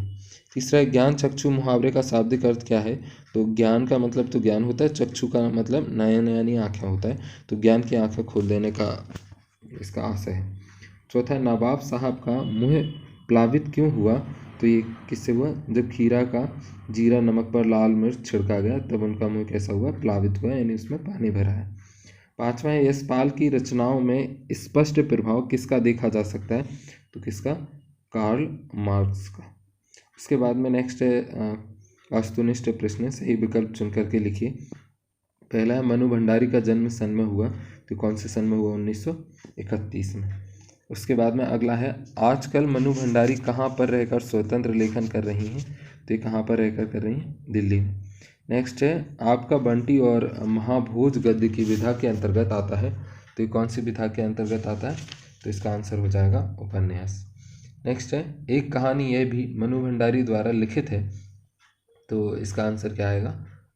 आत्मकथा। उसके बाद में है, मनु भंडारी की कहानियाँ तथा उपन्यास उनकी शिल्प में मिलती हैं, तो उनकी कौन सी शिल्प में मिलती हैं? इसका आंसर आ जाएगा सादगी और प्रामाणिक अनुभूति की शिल्प में मिलती है। नेक्स्ट हमारा, सही विकल्प चुनकर रिक्त स्थानों की पूर्ति कीजिए, और इसमें पहला है हमारा, लेखिका ने बहुत ही खूबसूरती से साधारण लकड़ी के बनने की प्रारंभिक पांडवों को प्रकट किया, तो इसका आंसर क्या आएगा? असाधारण। दूसरा है, पिता के ठीक विपरीत थी हमारी बेपड़ी लिखी, तो इसका आंसर हमारा क्या आएगा? माँ। तीसरा हमारा, उस समय तक हमारे परिवार में लड़की के विवाह के लिए उम्र वर्ष अनिवार्य योग्यता थी, तो इसका आंसर क्या आएगा? 16 वर्ष एवं मैट्रिक। उसके बाद में अगला है हमारा, भटियार खाना का शाब्दिक अर्थ था, तो इसका शाब्दिक अर्थ किससे था? भटियारे का निवास, जहाँ बहुत शोरगुल हो। पाँचवा हमारा थर्ड ईयर है, तो थर्ड ईयर का मतलब क्या है, बीए के तीसरे साल की पढ़ाई को क्या बोलते हैं, थर्ड ईयर। उसके बाद में है सही जोड़ी बनाइए। तो एक प्लेट सैलाब, तो ये किसको जा कर के मैच करेगा, ये क्या है, कहानी संग्रह है। दूसरा है राजस्थान संगीत नाटक अकादमी पुरस्कार, तो ये किसको दिया गया, मनु भंडारी को। नेक्स्ट है कल्चर एवं प्लेट, तो इसका क्या आएगा, ये कैसे शब्द हैं, अंग्रेजी भाषा के शब्द हैं। उसके बाद में अगला है शिल्प की सादगी तथा प्रमाणिक अनुभूति, तो ये क्या है, भाषा शैली है। नेक्स्ट है दरिया दिली का शाब्दिक अर्थ है, तो इसका शाब्दिक अर्थ क्या है, ये परोपकार की उत्कृष्ट भावना रखना। उसके बाद में सत्य सत्य बताइए। तो पहला है स्वतंत्रोत्तर हिंदी कथा साहित्य की प्रमुख हस्ताक्षर मनु भंडारी हैं, तो ये सत्य है। नेक्स्ट है लड़की ने आज़ादी की लड़ाई में जिस तरह भागीदारी की उसमें उत्साह ओज संगठन क्षमता और विरोध करने का तरीका देखते ही बनता है, तो ये कैसा सत्य है। तीसरा है एक कहानी यह भी आत्मकथा नहीं आत्मकथ है, तो ये कैसा हमारा सत्य है। चौथा है रोमानी आकर्षण का शाब्दिक अर्थ है नियुक्त होना, तो ये भी कैसा है, ये नहीं, ये तो असत्य है। नेक्स्ट है पिता के विपरीत थी हमारी बेपढ़ी लिखी माँ, तो ये क्या है, सब सत्य है। उसके बाद में एक शब्द और एक वाक्य में उत्तर दीजिए। माँ की उपमा किससे की गई है, तो ये धरती से की गई है। दूसरा है मनु भंडारी के पिता की गिरती आर्थिक स्थिति का क्या प्रभाव पड़ा, तो बहुत क्रोधी और चिड़चिड़ा और सक्की बना दिया। तीसरा है नोटिस थमाना का आशय क्या है, तो इसका क्या है, नौकरी से निकालने के लिए सूचना पत्र। नेक्स्ट है का कहरा का शाब्दिक अर्थ क्या है, तो इसका शाब्दिक अर्थ का खा गा घा इससे है। नेक्स्ट है त्रिशंकु मनु भंडारी की रचना किस विधा में आती है, तो ये कौन सी में आती है, कहानी संग्रह में आती है। उसके बाद में नेक्स्ट ऑब्जेक्टिव है हमारा यतीन्द्र मिश्र का जन्म सन में हुआ, तो इनका जन्म कौन से सन में हुआ था, सन 1977 में। दूसरा हमारा साहित्य पत्रिका का संपादन किया, तो इसका संपादन किसने किया, यतीन्द्र मिश्र ने। तीसरा यतीन्द्र मिश्र के काव्य संग्रह प्रकाशित हुए, तो इनके कितने काव्य संग्रह प्रकाशित हुए, 3। उसके बाद में अगला है हमारा चौथा नौबत खाने में इबादत के लेखक हैं, तो कौन है, यतीन्द्र मिश्र। नेक्स्ट है अमरुद्दीन का जन्म हुआ, तो अमरुद्दीन का जन्म कहाँ हुआ, डुमराव बिहार में हुआ। उसके बाद में अगला है हमारा सही विकल्प चुन करके रिक्त स्थानों की पूर्ति कीजिए। तो इसमें पहला हमारा वैदिक इतिहास में का कोई उल्लेख नहीं मिलता, तो इसका सही आंसर क्या है, शहनाई। दूसरा है शहनाई की इसी मंगल ध्वनि के नायक बिस्मिल्लाह खान साहब 80 बरस में भी की मांग कर रहे हैं, तो किसकी, सुर की मांग कर रहे हैं। नेक्स्ट है तीसरा 14 साल की उम्र में बिस्मिल्लाह खां को रियाज के लिए जाना पड़ता था, तो कहाँ जाना पड़ता था, बालाजी मंदिर जाना पड़ता था। इसके बाद में नेक्स्ट है अक्सर समारोहों एवं उत्सवों में दुनिया कहती है बिस्मिल्लाह खां का मतलब बिस्मिल्लाह खां की, तो क्या है, शहनाई। नेक्स्ट है पांचवा जिजीविसा का शाब्दिक अर्थ है, तो इसका क्या है, जीने की इच्छा। उसके बाद में नेक्स्ट है हमारा सही जोड़ी बनाइए। तो पहला है हमारा नौबत खाना, तो ये क्या है, प्रवेश द्वार के ऊपर मंगल ध्वनि बजाने का स्थान होता है, उसको क्या बोलते हैं, नौबत खाना। दूसरा है रोड नरकट से बनाई जाती है, तो ये क्या है, प्रधान वाक्य। नेक्स्ट है बिस्मिल्लाह खां, तो ये क्या है, इसका इनको क्या दिया गया, भारत रत्न दिया गया। नेक्स्ट है यतीन्द्र मिश्र की भाषा, तो इनकी भाषा कैसी है, सहज प्रभावशाली और प्रसंगानुकूल है। नेक्स्ट है अयोध्या तथा अन्य कविताएं, तो ये क्या है, काव्य संग्रह है। उसके बाद में है सत्य सत्य, तो यतीन्द्र मिश्र ने अपनी रचनाओं में समाज और संस्कृति के अनेक पहलुओं का चित्रण किया है, तो कैसा, सत्य है। दूसरा सन 2000 में द्विजदेव की ग्रंथावली का संग्रह संपादन यतीन्द्र मिश्र ने किया, तो क्या है, सत्य है। तीसरा नौबत खाना एवं सजदे उर्दू शब्द हैं, तो ये भी क्या है, सत्य है। चौथा उस्ताद बिस्मिल्लाह खां के बचपन का नाम अमरुद्दीन है, तो ये भी सत्य है। पांचवा थापी का संपादन महावीर प्रसाद द्विवेदी ने किया, तो क्या है, असत्य है। उसके बाद में एक शब्द और एक वाक्य में उत्तर दीजिए। पहला है तमीज़ का शाब्दिक अर्थ क्या है, तो ये क्या है, व्यवहारिक योग्यता, क्या है, तमीज़ का शाब्दिक अर्थ है। इसके बाद में नेक्स्ट है काशी संस्कृति अनुकरण या पढ़ने के लिए क्या मानी जाती है, तो ये क्या मानी जाती है, पाठशाला। नेक्स्ट है तीसरा, 80 वर्ष के उस्ताद बिस्मिल्लाह खां अभी क्या सोचते हैं? तो वो क्या सोचते हैं कि सातों स्वर के प्रयोग करने में अपूर्ण थे। नेक्स्ट क्या है, उहापोह का शाब्दिक अर्थ क्या है? तो इसका शाब्दिक अर्थ क्या है? उलझन और अनिश्चितता। पांचवा है, बिस्मिल्लाह खां को किस किस सर्वश्रेष्ठ पुरस्कार से नवाजा गया? तो किससे नवाजा गया? भारत रत्न एवं पद्म विभूषण आदि से। उसके बाद में नेक्स्ट है, अगला क्वेश्चन है हमारा, सही विकल्प चुन करके लिखिए। भदंत आनंद कौशल्यायन का जन्म सन एवं स्थान में हुआ? तो इनका जन्म कब हुआ? सन 1905 में, और पंजाब के अंबाला जिले के सोहाना गांव में हुआ। दूसरा, बचपन का नाम हरनामम दास था। तो ये किसके बचपन का नाम था? तो भरत आनंद कौशल्यायन के बचपन का नाम था। नेक्स्ट है तीसरा, भिक्षु के पत्र जो भूल न सका रचनाओं के लिए प्रसिद्ध हुए? तो ये किसकी रचनाओं के लिए हुए? भदंत आनंद कौशल्यायन की रचनाओं के लिए। नेक्स्ट है हमारा चौथा, संस्कृति निबंध की गद्य की विधाओं के अंतर्गत आता है? तो ये किसकी विधाओं के? निबंध की विधाओं के अंतर्गत आता है। पांचवा है, भदंत आनंद कौशल्यायन की भाषा है? तो इनकी भाषा क्या है? सरल, सहज और बोलचाल की भाषा है। छठवां है, भदंत आनंद कौशल्यायन ने धर्म का प्रचार किया? तो कौन से धर्म का प्रचार किया? बौद्ध धर्म का। उसके बाद में नेक्स्ट है सातवां, भदंत आनंद कौशल्यायन के साहित्य पर प्रभाव पड़ा?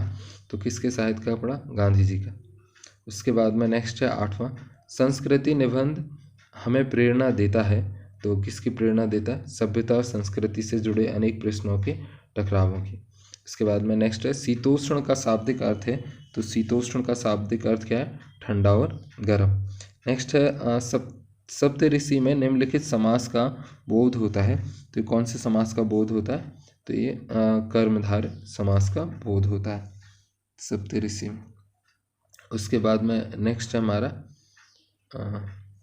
सही विकल्प चुनकर रिक्त स्थानों की पूर्ति कीजिए।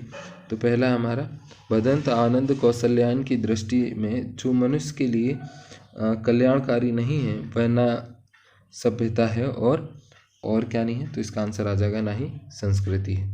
उसके बाद में नेक्स्ट है, किसी व्यक्ति विशेष की आग का आविष्कार करने की शक्ति और दूसरी चीज़ है? तो दूसरी चीज़ क्या है? आग का आविष्कार।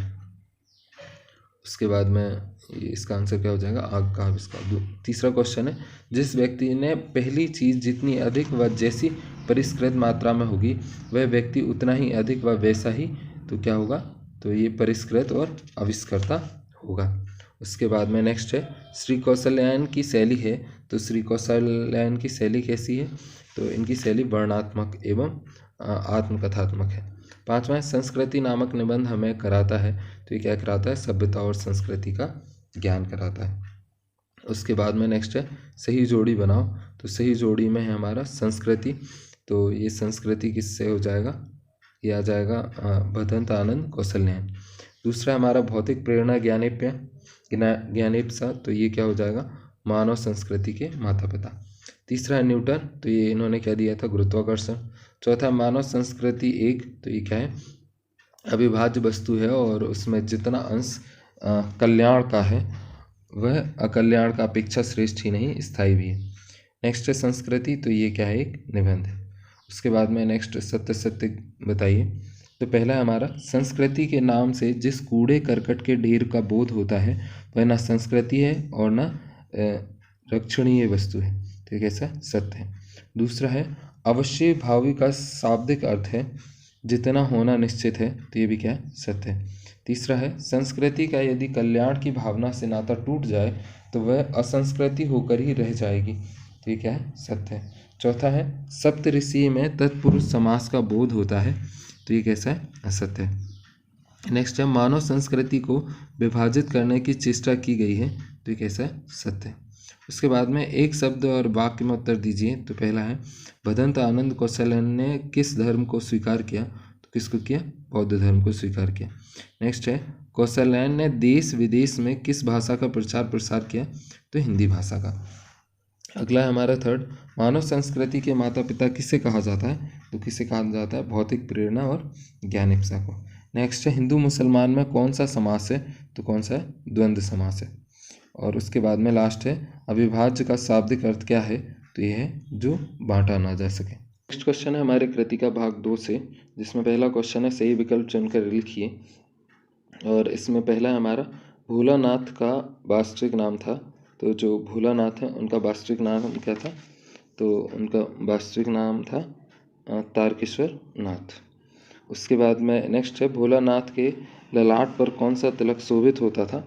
तो इसका आंसर क्या है? भभूति का। नेक्स्ट है तीसरा, भोलानाथ के पिता आटे की कितनी गोलियां गंगा जी में प्रवाहित करते थे? तो इसका आंसर क्या है? कितने करते थे? 500। नेक्स्ट है बाबूजी 2-4 पैसे खरीद लेते थे। तो इसका आंसर क्या है? इसका है गोरखपुरी। नेक्स्ट है बैजू की मुलाकात किस बूढ़े आदमी से हुई? तो इसका आंसर क्या आ जाएगा? मूसन तिवारी से। इसके बाद में अगले क्वेश्चन है,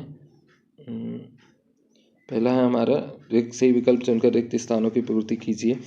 वहाँ चुन चुनकर धुले धुले आम चबाते थे। तो कौन चबाते थे?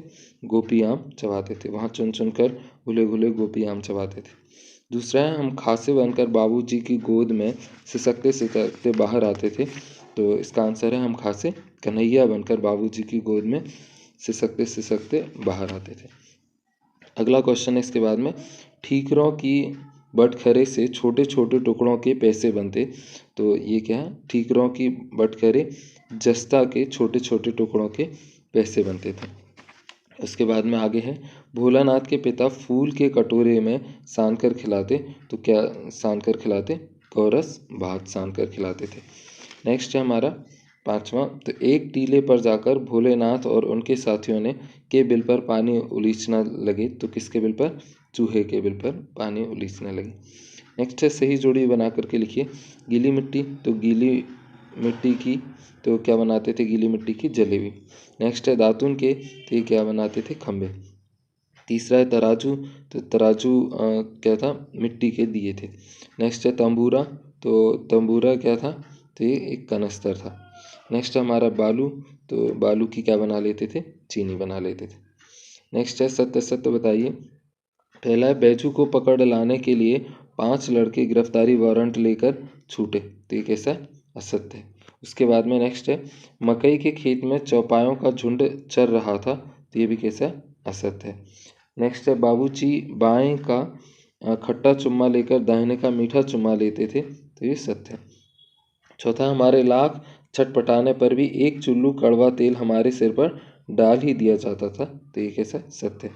पांचवा, गणेश जी के चूहे की रक्षा के लिए शिव जी का नंदी निकला। तो असत्य है। शिव जी का क्या आया था? सांप आया था। नेक्स्ट है हम लोग पेड़ों की जड़ से धड़ से सट गए जैसे कुत्ते के कान में चिपक जाती है। तो कुत्ते के कान में क्या चिपक जाती है? अठई। दूसरा है बाबूजी जिस छोटी चौकी पर बैठकर नहाते थे वही बनती थी, वही क्या बनती थी? रंगमंच बनता था। तीसरा है हमारी नाभि और ललार में बिंदु लगाकर चोटी गूंजती बिंदु किस चीज की थी? तो ये किसकी थी? काजल की थी। नेक्स्ट है चौथा, चबूतरे का एक कोना क्या बनता था? नाटक घर बनता था। पांचवा है ज्योनार की भात के अंत में जीमने के लिए कौन बैठ जाते थे? कौन बैठ जाते थे? बापूजी बैठ जाते थे। नेक्स्ट है उसके बाद में अगले चैप्टर से, तो इसका है सही विकल्प चुन करके लिखिए। पहला है बुद्धिस्ट श्वेत पताकाएं फहराते हैं। तो ये कैसा? मृत्यु पर पताकाएं फहराते हैं। दूसरा है 7-8 वर्ष की उम्र के पहाड़ी बच्चे कितने किलोमीटर की चढ़ाई चढ़कर स्कूल जाते हैं?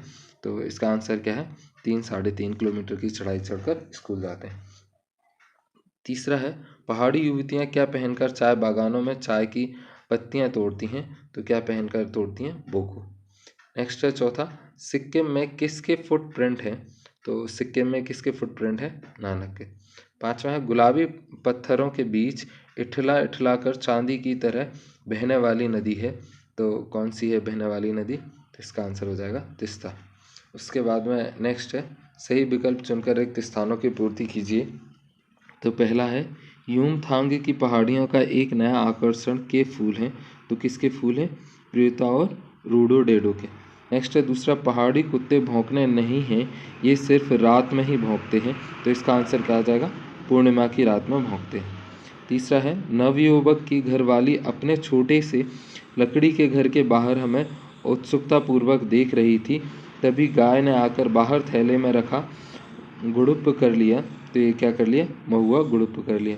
नेक्स्ट है लेखिका अपनी मित्र मंडी के साथ सी लेवल से फीट की ऊंचाई पर भ्रमण कर रही है, तो कितनी, 14,000 फीट की ऊंचाई पर भ्रमण कर रही। नेक्स्ट है गैंगटोक से किलोमीटर की दूरी पर युमथांग था, तो कितना, 149 यानी 149 किलोमीटर की दूरी पर था। उसके बाद में सही जोड़ी बनाइए। पहला है बड़ी टोकरी, तो बड़ी टोकरी किसको जा कर के मिलेगा, तो मिलेगा डोको को। नेक्स्ट है सिक्किम परिधान, तो सिक्किम परिधान क्या कहलाता है, बोको। नेक्स्ट है स्विट्जरलैंड, तो स्विट्जरलैंड क्या है, कटाव। नेक्स्ट है देवी देवताओं का निवास, तो ये कहाँ पर होता है, तो ये है खेदु में। नेक्स्ट है पाप धुल चाहते हैं, तो इसका आंसर क्या है, धर्मचक्र। नेक्स्ट है सतसत, तो तिब्बत के चीस खे बमसन ने लेपचाओ के सोपेन से कुंचतेक के साथ सती पत्र पर यही हस्ताक्षर किए थे, तो ये क्या है, सत्य। दूसरा है बुद्धिस्ट किसी नए कार्य के शुभारंभ पर श्वेत पताकाएं फहराते हैं या लहराते हैं, लगाते हैं, तो यह सत्य है क्योंकि वो मृत्यु पर लगाते हैं। उसके बाद में नेक्स्ट है तीसरा, गुरु नानक की थाली से थोड़े से चावल छिटक कर बाहर गिर गए थे, वहाँ गेहूं की खेती होती है, तो ये क्या है, असत्य है।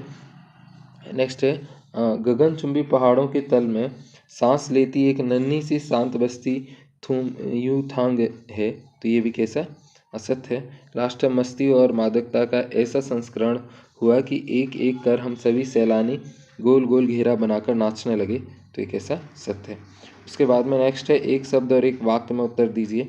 तो पहला है हमारा हिमालय की तीसरी सबसे बड़ी चोटी, तो ये कौन सी है, कंचनजंगा।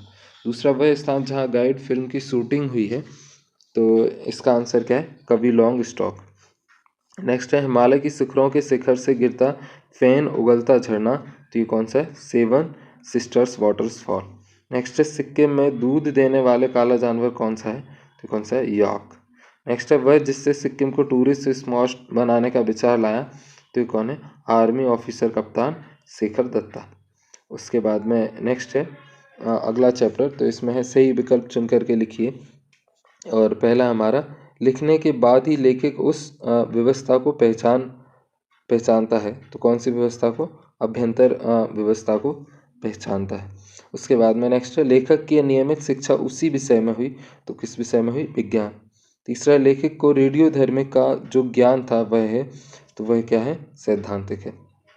चौथा है युद्ध काल में भारत के किस सीमा के सैनिक नदी में बम फेंक देते थे, तो कौन से नदी में कौन फेंक देते थे, पूर्वी सैनिक नदी में बम फेंक देते थे। नेक्स्ट है सड़क पर घूमते हुए जले हुए पत्थर पर लेखक ने उजली छाया देखी, वह थी, तो वह किसकी थी, मानव की थी। उसके बाद में नेक्स्ट है सही विकल्प चुनकर रिक्त स्थानों की पूर्ति कीजिए। पहला हमारा लेखक पर कृतिकार के स्वभाव और का महत्व बहुत होता है, तो किसका होता है, आत्मानुशासन का।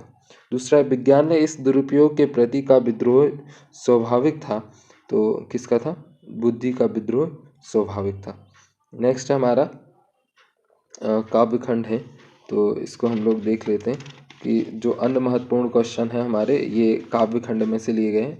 जैसे तो काव्यखंड क्षितिज भागदो हमने देख लिया है, पर कुछ और ऐसे क्वेश्चन जो सारे चैप्टरों को मिक्स करके दिए गए हैं, इससे पहले हमने चैप्टर वाइज देखे थे। तो आपको क्या करना है कि ये वीडियो को लाइक करना है और ज़्यादा से ज़्यादा कमेंट करके हमें बताना है कि और आपको क्या क्या किस तरह का चाहिए, ठीक है।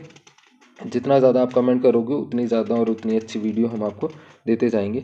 जब भी आप हमारी वेबसाइट पे जाओ तो उसके रेवेन्यू का ध्यान ज़रूर रखना, क्योंकि उसमें एक हमने टारगेट दे करके रखा है 500 की, उसको कंप्लीट कराने में आप हमारी हेल्प ज़रूर करना, ठीक है।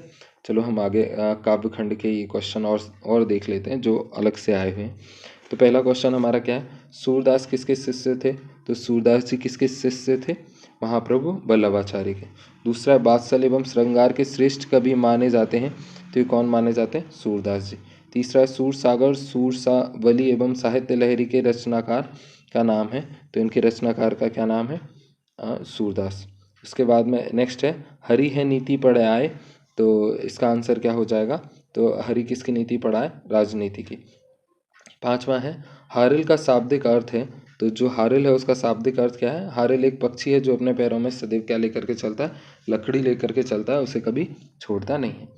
नेक्स्ट है हमारा 6 रामचरितमानस की रचना की गई है, तो इसका आंसर क्या आएगा, अवधि में की गई है। सातवां, राम लक्ष्मण परशुराम संवाद रामचरितमानस के अंश से लिया गया है। तो ये रामचरितमानस के कौन से अंश से लिया गया? बालकांड से। नेक्स्ट है, चौपाई छंद में मात्राएं पाई जाती हैं। तो चौपाई छंद में कितनी मात्राएं पाई जाती हैं? 16 मात्राएं पाई जाती हैं। नाइन्थ है, नाथ संबोधन भैयन हारा, हुइये को एक दास तुम्हारा। इस पंक्ति में कह रहे हैं। तो इस पंक्ति में कौन कह रहे हैं? रामचंद्र जी इस पंक्ति को कह रहे हैं। नेक्स्ट है, गाधी सुनु का शाब्दिक अर्थ है। तो इसका शाब्दिक अर्थ क्या है? गाधी के पुत्र यानी विश्वामित्र। नेक्स्ट है, देव प्रमुख कवि हैं। तो देव प्रमुख कवि कौन से हैं? तो वो हैं जो रीति काल के कवि हैं, वो कौन से? देव प्रमुख कवि हैं। नेक्स्ट हमारा 12वां, जयशंकर प्रसाद प्रमुख कवि माने जाते हैं। तो जयशंकर प्रसाद किसके प्रमुख कवि माने जाते हैं? छायावाद के। नेक्स्ट है 13, आत्मकथ्य 1932 में किस पत्रिका में प्रकाशित हुआ? तो किस पत्रिका में हुआ? तो ये हंस पत्रिका में हुआ। 14 है, अनामिका परिमल गीतिका एवं कुकुरमुत्ता की रचनाकार है। तो इसके रचनाकार कौन है? सूर्यकांत त्रिपाठी निराला। उसके बाद में अगला है, यह दंतुरित मुस्कान के लेखक हैं। तो यह दंतुरित मुस्कान के लेखक कौन है? नागार्जुन। नेक्स्ट है, घुमक्कड़ी और अखड़ स्वभाव के लिए जाना जाता है। तो ये किसको जाना जाता है? नागार्जुन जी को। नेक्स्ट है, यामिनी शब्द का शाब्दिक अर्थ है। तो यामिनी शब्द का शाब्दिक अर्थ क्या है? तारों भरी चांदनी रात। और उसके बाद में नेक्स्ट है 18वां, कितना प्रमाणित था उसका? तो इसका आंसर क्या आएगा? क्या था? दुख कितना प्रमाणित था उसका। नेक्स्ट है 19, संगतकार की आवाज़ सुनाई पड़ती है। तो संगतकार की आवाज़ कैसी सुनाई देती है? मनोरम, कमजोर और कांपती हुई। नेक्स्ट है 20, सप्तक का अर्थ है। तो सप्तक का अर्थ क्या है? 7 का समूह। उसके बाद में अगला है, रिक्त स्थानों की पूर्ति कीजिए। तो पहला है, हरि है पढ़े आए। तो हरि क्या पढ़ा है? राजनीति पढ़ा है। दूसरा है, रामचरितमानस एक है। तो रामचरितमानस एक क्या है? महाकाव्य है। दूसरा है, ढांढस बांधना का शाब्दिक अर्थ है। तो ढांढस बांधना का शाब्दिक अर्थ क्या है? तसल्ली देना। चौथा है, कन्यादान कविता में माँ बेटी को स्त्री के परंपरागत देना चाहती है। तो क्या देना चाहती है? आदर्श रूप से हटकर सीख देना चाहती है। पांचवा है, दुख है ना चांद खिला रात अपने पर। तो ये क्या है? दुख है ना चांद खिला शरद रात अपने पर। नेक्स्ट है 6वां, तो इसमें है, माथे बड़े द्रंग चंचल मद हस्ती मुख चंद्र जुन्हाई। तो इसमें क्या आएगा? माथे और किरीट बड़े द्रंग चंचल मद हंस मुख चंद्र जुन्हाई। 7वां है, मकरंद का शाब्दिक अर्थ है। तो मकरंद का शाब्दिक अर्थ क्या है? फूलों का रस। उसके बाद में 8वां है, अजात शत्रु चंद्रगुप्त स्कंदगुप्त के नाटककार हैं। तो इनके नाटककार कौन है? जयशंकर प्रसाद। उसके बाद में नेक्स्ट है, जयशंकर प्रसाद का साहित्य जीवन को माना जाता है। तो किसको माना जाता है? कोमलता, माधुर्यता को माना जाता है। उसके बाद में नेक्स्ट है 10वां, आधुनिक हिंदी के श्रेष्ठतम काव्य कृति मानी जाने वाली उन्हें मंगला प्रसाद पारितोषिक दिया गया। तो किसको दिया गया? कामायनी को। नेक्स्ट है, निराला का पारिवारिक जीवन भरा था। तो उनका पारिवारिक जीवन कैसा था? दुखों एवं समर्थों से भरा हुआ था। नेक्स्ट है 12वां, अट नहीं रही है कविता को प्रकट करती है। तो किसको प्रकट करती है? फागुन की मादकता को। नेक्स्ट है, नागार्जुन की प्रमुख कृतियां हैं। तो क्या है? युगछारा, सतरंगे, पंखों वाली आदि। नेक्स्ट है, एक के नहीं, दो के नहीं, ढेर सारी नदियों के। तो ये क्या है? पानी का जादू से। नेक्स्ट है, प्रभुता का शरण बिंब केवल है। तो ये क्या है? मृग तृष्णा। 16वां है, ऋतुराज की कविताओं में है। तो इनकी कविताओं में क्या है? दैनिक जीवन के अनुभव का यथार्थ है। नेक्स्ट है 17, आग रोटियां सेंकने के लिए है नहीं। तो आग रोटियां सेंकने के लिए है, जलने के लिए नहीं है। नेक्स्ट है, संगतकार कविता के कवि हैं। तो ये कौन है? मंगलेश्वर डबराल। उसके बाद में अगला है हमारा सही जोड़ी बनाओ।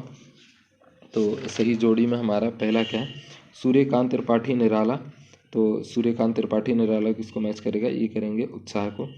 नेक्स्ट है हमारा जयशंकर प्रसाद, तो आत्मकथ को। तुलसीदास, तो राम लक्ष्मण परशुराम संवाद। ऋतुराज, तो ये क्या है? संगतकार। और मंगलेश्वर डबराल कन्यादान। उसके बाद में अगला मैच द कॉलम है हमारे हरि। तो इसका आंसर क्या है? हमारे हरि क्या है? हारिल की लकड़ी है। दूसरा, सुनहि राम जे नहीं शिव धनु तोरा। तो ये क्या है? सहस भाव समसो रिपु मोर है, ये इसको पंक्ति को पूरा कर रहा है। तीसरा है किरसानु, तो ये क्या है, अग्नि। नेक्स्ट है पायनी नुपुर मंजू बजे, तो ये क्या है, कटी के किन के धनु की मधुराई। नेक्स्ट है तुम्हारी ये दंतुरित मुस्कान मृतक में भी डाल देती है जान। उसके बाद में सत्य सत्य, तो पहला है कितना प्रमाणित था उसका दुख, तो ये क्या है, सत्य। दूसरा है माँ ने कहा पानी में झांककर अपने चेहरे पर मत रीझना, तो ये क्या है, सत्य। दूसरा है रीझना का शाब्दिक अर्थ दुख देना है, तो ये क्या है, असत्य। तीसरा है छाया मत छूना की कवित्री सुभद्रा कुमारी चौहान है, तो ये भी क्या है, असत्य। पांचवा है हर चंद्रिका में छिपी एक रात कृष्णा है, तो ये क्या है, सत्य है। उसके बाद में छठवां क्वेश्चन है हमारा, छाया मत छूना में कभी जीवन में सुख दुख दोनों की उपस्थिति मानता है, तो ये सत्य है। सातवां है छाया मत छूना का शाब्दिक अर्थ कल्पना या वास्तविकता की दुनिया से बचना है, तो ये भी क्या है, सत्य है। आठवां है रूपांतरण है सूरज की किरणों का, तो ये कैसा है, सत्य है। नवा है फसल उपजाने के लिए निम्नलिखित तत्व होना चाहिए, जरूरी है, पानी मिट्टी हवा सूर्य का प्रकाश कृषकों द्वारा किया परिश्रम, तो ये भी कैसा है, सत्य है। 10वां है अनुप्रास अलंकार में शब्दों का प्रयोग बार बार होता है, तो यह सत्य है, शब्दों का नहीं वर्डों का या अक्षरों का प्रयोग बार बार होता है। 11वां है सूरदास वल्लभाचार्य जी के शिक्षक थे, तो ये क्या है, सत्य है। उसके बाद में एक शब्द या एक वाक्य में उत्तर दीजिए। तो हमारा पहला क्या है, पहला क्वेश्चन है विनय पत्रिका का कवितावली की रचना किस भाषा में रची गई है, तो किसमें, ब्रज भाषा में। दूसरा है तुलसी की रचनाकार में किन दो उत्कृष्ट काव्यों के रूप में लिया गया है, तो ये प्रबंध और मुक्तक। तीसरा है हमारा सूर के तीसरे पद पंक्तिता किस भाव को प्रकट करती है, तो ये किसको करती है, योग साधना कड़वी ककड़ी जैसा बताकर अपने एकनिष्ठ प्रेम दृढ़ विश्वास को प्रकट करती है। चौथा है तुलसीदास के माता पिता का नाम क्या था, तो तुलसीदास की माता का नाम हुलसी तथा पिता का नाम आत्माराम दुबे था। पांचवा है राजा जनक की पुत्री का नाम क्या था, तो राजा जनक की पुत्री का नाम सीता था। नेक्स्ट है जयशंकर प्रसाद का जन्म कब और कहाँ हुआ, तो कब हुआ, सन 1889 वाराणसी में। ठीक है। नेक्स्ट है निराला रचनावली के कितने खंडों में विभाजित किया गया है, तो कितने में किया गया है, 8 में। 8 है उत्साह कैसा गीत है, तो उत्साह कैसा गीत है, आवाहन का गीत है। 9th है मदरफक किसके योग से बनता है, तो ये किसके जो बनता है वो किसके से, दूध दही घी शहद जल से निर्मित होता है। 10वां है भगवान शंकर का धनुष किसने तोड़ा, तो ये किसने तोड़ा था, भगवान राम ने। लास्ट है हमारा कवि के अनुसार किस ऋतु की आभा अट नहीं रही है, तो किसकी, बसंत ऋतु की यानी फागुन मास की। उसके बाद में वापस से हमारे में एक सब वाले क्वेश्चन है क्षितिज भाग 2 जो गद्यांश है, उसके सारे क्वेश्चनों को कंबाइन करके दिया गया है, तो एक बार इसको भी हम लोग देख लेते हैं। तो पहला है हमारा स्वयं प्रकाश की कहानियों में सामान्यतः चित्रण है, तो किसका चित्रण है, मध्यवर्गीय का। दूसरा है माटी की मूर्तें गद्य की विधाओं के अंतर्गत आती हैं, तो इसका आंसर क्या है, कौन सी, रेखा चित्र की विधाओं का। तीसरा है गोदी में पिएवा चमक उठे सखियां छिउक उठे ना, ये कौन सा गा रहे हैं, तो ये कौन गा रहे हैं, बाल गोविंद भगत जी गा रहे हैं। संबल का शाब्दिक अर्थ क्या है, तो संबल का शाब्दिक अर्थ क्या है, सहारा। पांचवा मानवीय करुणा की दिव्य चमक किस में देखी गई है, तो मानवीय करुणा की दिव्य चमक किस में देखी गई है, तो यह फादर बुल्के में देखी गई है। नेक्स्ट है छठवां एक कहानी यह भी है कि लेखक है, तो इसके लेखक कौन है, मनु भंडारी। सातवां है सरस्वती का संपादन शुरू किया, तो सरस्वती का संपादन किसने शुरू किया, तो इसका आंसर हो जाएगा सरस्वती का संपादन महावीर प्रसाद द्विवेदी ने किया। नेक्स्ट है भवभूति एक प्रमुख है, तो इसका आंसर क्या हो जाएगा, संस्कृत के नाटककार। 9th है बिस्मिल्लाह खां वादक हैं, तो इसका आंसर क्या हो जाएगा, ये किसके, शहनाई वादक है। 10वां है मेरे मालिक सुर बख्श दे, सुर में वह तासीर पैदा करके आँखों से सच्चे मोती की तरह अनगढ़त आंसू निकल आए, ये किसने कहा है, तो ये किसने कहा है, बिस्मिल्लाह खां ने कहा है। नेक्स्ट है 11 भदंत आनंद कौशल्यायन धर्म के हैं, तो ये कौन से धर्म के हैं, तो ये बौद्ध धर्म के हैं। 12वां सप्तऋषि शब्द का समास पाया जाता है, तो इसमें कौन सा समास पाया जाता है, सप्तऋषि में द्विगु समास पाया जाता है, क्योंकि जिसमें जैसे ऐसा आए 1 2 नंबर आए तो उसमें कौन सा समास होता है, हमारा द्विगु समास होता है। नेक्स्ट है 13 पराग के संपादक हैं, तो पराग के संपादक क्या है, सर्वेश्वर दयाल सक्सेना। 14वां है प्लावित का शाब्दिक अर्थ है, तो प्लावित का शाब्दिक अर्थ क्या है? पानी भर जाना। उसके बाद में अगला है हमारा नेताजी का चश्मा के लेखक हैं, तो जो नेताजी का चश्मा है इसके लेखक कौन है? तो इसके लेखक हैं स्वयं प्रकाश। 16वां है शहर के प्रमुख चौराहे पर नेताजी सुभाष चंद्र बोस की प्रतिमा लगवा दी गई है, तो इसका आंसर क्या है? प्रकाशनीय अधिकारी द्वारा। नेक्स्ट है रिक्त स्थानों की पूर्ति कीजिए, तो पहला है हमारा रिक्त स्थान में स्वयं प्रकाश को से पुरस्कृत किया गया, तो किससे? बनमाली पुरस्कार से। दूसरा है हमारा हालदार साहब को हर कंपनी के काम से सिलसिले में उस कस्बे से गुजरना पड़ता था, तो हर कौन से दिन में? 15वें दिन में। तीसरा है हालदार साहब को पान वाले द्वारा देशभक्त का इस तरह मजाक उड़ाना जाना लगा, तो ऐसा अच्छा नहीं लगा। नेक्स्ट है राम वृक्ष बेनीपुरी की विशिष्ट शैलीकार होने के कारण उन्हें कहा जाता है, तो उन्हें क्या कहा जाता है? कलम का जादूगर। नेक्स्ट है 5वां हमारा बाल गोविंद भगत रेखा चित्र के माध्यम से लेखक ने एक ऐसे का उद्घाटन किया है, तो किसका क्या है? विलक्षण चरित्र का उद्घाटन किया है। 6वां है बाल गोविंद भगत की संगीत साधना का चरम उत्कर्ष उस दिन देखा गया जिस दिन उनका मरा, तो जिस दिन उनका क्या मरा? बेटा मरा। नेक्स्ट है 7वां, तो 7वां है निस्तब्ध का शाब्दिक अर्थ है, तो इसका क्या है? सन्नाटा। 8वां हमारा प्रभावितों या प्रभातियों में को पिरोने का प्रयास किया गया है, तो किसको पिरोने का प्रयास किया गया है? तो इसका आंसर है राष्ट्रीय चेतना और विकास की भावना को। 9th है हमारा झूठ सच उपन्यास मार्मिक दस्तावेज हैं, तो इसका आंसर क्या हो जाएगा?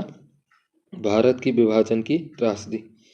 नेक्स्ट है लखनऊ स्टेशन पर खीरा बेचने वाले खीरे के इस्तेमाल का तरीका जानते हैं, ग्राहक के लिए ही पुड़िया भी हाजिर कर देते हैं, तो किसकी पुड़िया हाजिर कर देते हैं? जीरा मिला नमक और पिसी हुई लाल मिर्च का। नेक्स्ट 11 खूंटियाँ पर टंगे लोग पर उन्हें का पुरस्कार मिला, तो इसका आंसर क्या होगा? साहित्य अकादमी पुरस्कार मिला। नेक्स्ट है सर्वेश्वर का पहचान के लेखक के रूप में होता है, तो सर्वेश्वर की पहचान कौन से लेखक के रूप में होती है? तो ये होती है मध्यवर्गीय आकांक्षाओं के। 13 है प्रभु की इच्छा थी वह बालकों की सी सरलता से मुस्कुराकर कहते हैं, तो इसका आंसर क्या है? फादर कामिल बुल्के मुस्कुराकर कहते हैं। नेक्स्ट है आपका बंटी गद्य की विधा में आता है, तो ये कौन सी गद्य की विधा में आता है? उपन्यास। नेक्स्ट है महावीर प्रसाद द्विवेदी ने व्यापक बनाया, तो क्या व्यापक बनाया? तो इसका आंसर आ जाएगा स्वाधीनता की चेतना विकसित करने के लिए स्वदेशी चिंतन को व्यापक बनाया। 16 है यतेंद्र मिश्र को पुरस्कार से सम्मानित किया गया, तो कौन से? भारत भूषण अग्रवाल कविता सम्मान से। नेक्स्ट है 17वां अमरुद्दीन का जन्म में हुआ, तो इनका जन्म कहाँ हुआ? तो इसका आंसर आएगा डुमराव बिहार के संगीत प्रेमी परिवार में। 18वां है बिस्मिल्लाह खां साहब 80 बरस की उम्र में का मांग रहे हैं, तो ये क्या मांग रहे हैं? तो सुर मांग रहे हैं। 19 से संस्कृति निबंध के लेखक हैं, तो संस्कृति निबंध के लेखक कौन है? तो इसके लेखक हैं भदेंद्र आनंद कौशल्यान। नेक्स्ट है यथोचित शब्द में समास है, तो यथोचित शब्द में कौन सा समास है? अव्ययी भाव समास है। 21 है लेखक स्वयं प्रकाश का जन्म हुआ, तो इनका जन्म कहाँ हुआ? लेखक जो स्वयं प्रकाश जी हैं इनका जन्म इंदौर में हुआ। नेक्स्ट है लेखिका मनु भंडारी का जन्म गांव में हुआ, तो ये कौन से गांव में हुआ?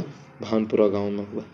उसके बाद में अगला और लास्ट है 16 छतों वाला घर रचना की है, तो ये किसकी है? कमलेश्वर जी की रचना है।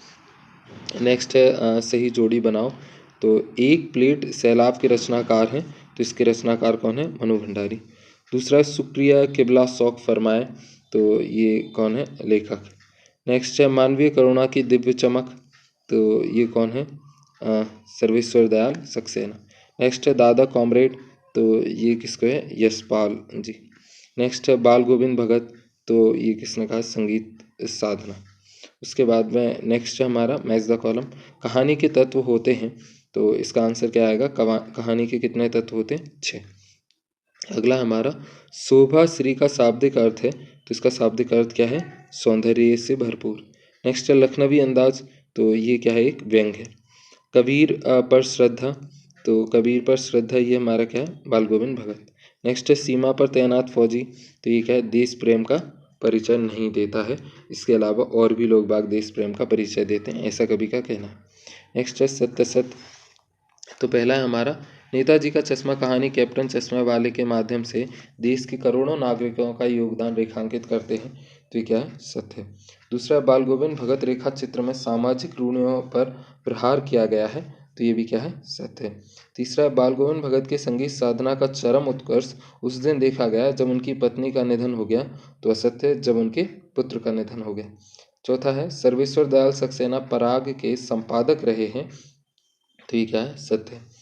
पांचवा है रामकथा उत्पत्ति और विकास सोच प्रबंधन डॉक्टर धीरेन्द्र वर्मा ने हिंदी विभाग के अध्यक्ष के निर्देश में पूरा किया, तो ये क्या है, सत्य है। नेक्स्ट है लेखिका ने यहाँ बहुत सी खूबसूरत से साधारण लड़की से असाधारण बनने की प्रारंभिक पड़ावों को प्रकट किया है, तो ये हमारा कैसा, सत्य है। सातवां है शीला अग्रवाल ने साहित्य का दायरा ही नहीं बढ़ाया था बल्कि घर की चार दीवारों के बीच बैठकर देश की स्थिति को जानने समझने का जो सिलसिला माता जी ने शुरू किया था, तो ये हमारा कैसा, असत्य है। आठवां है सधर्मचारिणी का शाब्दिक अर्थ है सधर्मचारिणी का शाब्दिक अर्थ पत्नी है, तो ये हमारा कैसा, सत्य है। नाइन्थ है नौबत खाने में इबादत प्रसिद्ध सहनाई वादक उस्ताद बिस्मिल्लाह खां पर एक रोचक शैली में लिखा गया है, तो ये क्या है, सत्य है। मृदंग एक तरह का वाद्य यंत्र है, तो ये भी क्या है, सत्य है। उसके बाद में अगला है एक शब्द और एक वाक्य में उत्तर दीजिए, और पहला क्वेश्चन है हमारा एक शब्द और एक वाक्य का, समकालीन कहानी के चर्चित कहानीकार कौन है, तो ये कौन है, स्वयं प्रकाश जी हैं। दूसरा है नेताजी की मूर्ति पर सरकंडे का चश्मा रखा हुआ देखकर किसकी आंखें नम हो गई, तो ये हवलदार साहब की आंखें नम हो गई। तीसरा है कंधे से सिर तक की बनी मूर्ति को क्या कहते हैं, तो उसको क्या कहते हैं, बस्ट कहते हैं। चौथा है पान वाला कैसा व्यक्ति था, तो पान वाला काला मोटा और खुशमिजाज आदमी था। पांचवा हमारा फौजी शब्द सुनकर कौन हंस पड़ा, तो फौजी शब्द सुनकर कौन हंस पड़ा, पान वाला हंस पड़ा। नेक्स्ट है छठवां हवलदार किस बात से मजबूर थे और क्यों, तो हवलदार साहब मूर्ति पर एक निगाह अवश्य डालते थे क्योंकि नेताजी की मूर्ति पर चश्मा देखने आदि हो चुके थे। नेक्स्ट है सातवां तेरी गठरी में लागा चोर मुसाफिर जाग जरा यह मधुर गायन कौन गा रहा है, तो ये कौन गाता है, तो ये बाल गोविंद भगत जी गाते हैं। नेक्स्ट है भादों की अंधेरी रात्रि में किसकी झंकार सुनाई पड़ती है, तो किसकी पड़ती है, झिल्ली की। नेक्स्ट है हमारा नाइन्थ नवाब साहबन की डकार से किसका ज्ञान चक्षु खुल गया, तो किसका खुल गया, लेखक का। उसके बाद में नेक्स्ट है 10 मानवीय करुणा की दिव्य चमक के लेखक कौन है, तो कौन है, सर्वेश्वर दयाल सक्सेना जी। उसके बाद में नेक्स्ट है हर मौत दिखाती है जीवन को नई राह यह किसने कहा है, तो ये किसने कहा, फादर कामिल बुल्के जी ने। 12वां है एक कहानी यह भी मनु भंडारी द्वारा किस शैली में लिखी गई है, तो किस में लिखी गई है, आत्मपरक शैली में। तीसरा है खड़ी बोली को हिंदी गद्य का प्रतिष्ठित करने का श्रेय किस लेखक को जाता है, तो महावीर प्रसाद द्विवेदी जी को। 14 है श्रृंगी का शाब्दिक अर्थ क्या है, तो इसका अर्थ है सींग का बना वाद्य यंत्र।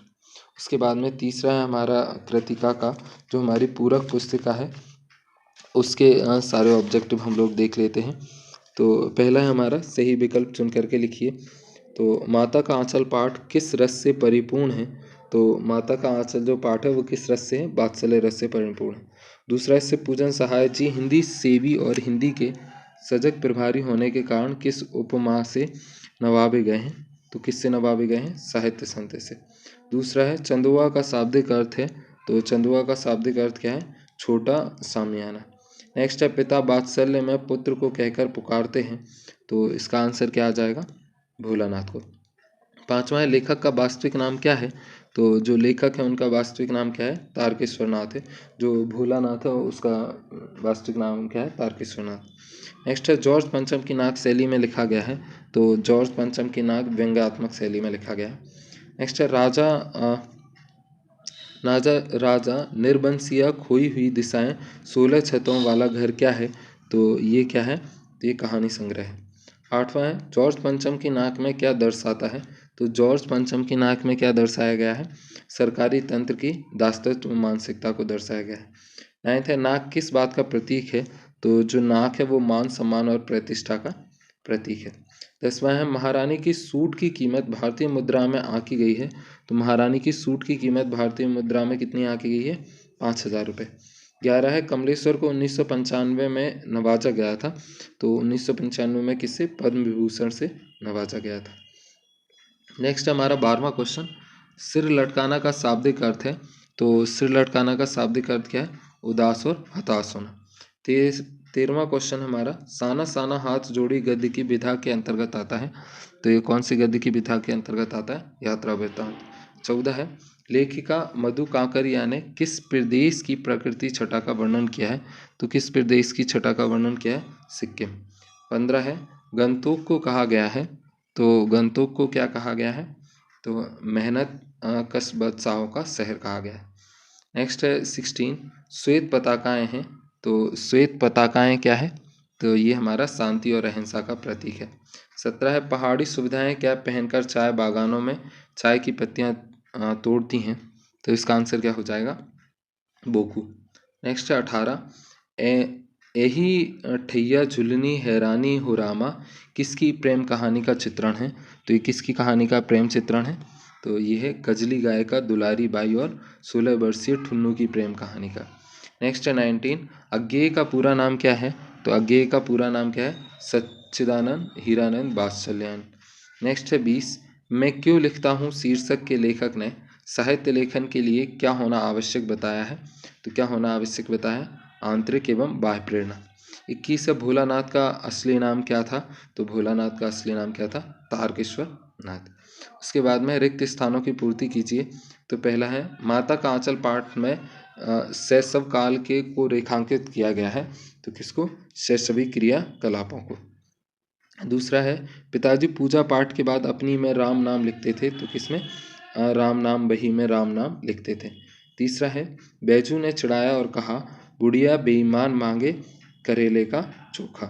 उसके बाद में नेक्स्ट है हमारा चौथा, बटोही का शाब्दिक अर्थ है। तो बटोही का शाब्दिक अर्थ क्या है? राही से।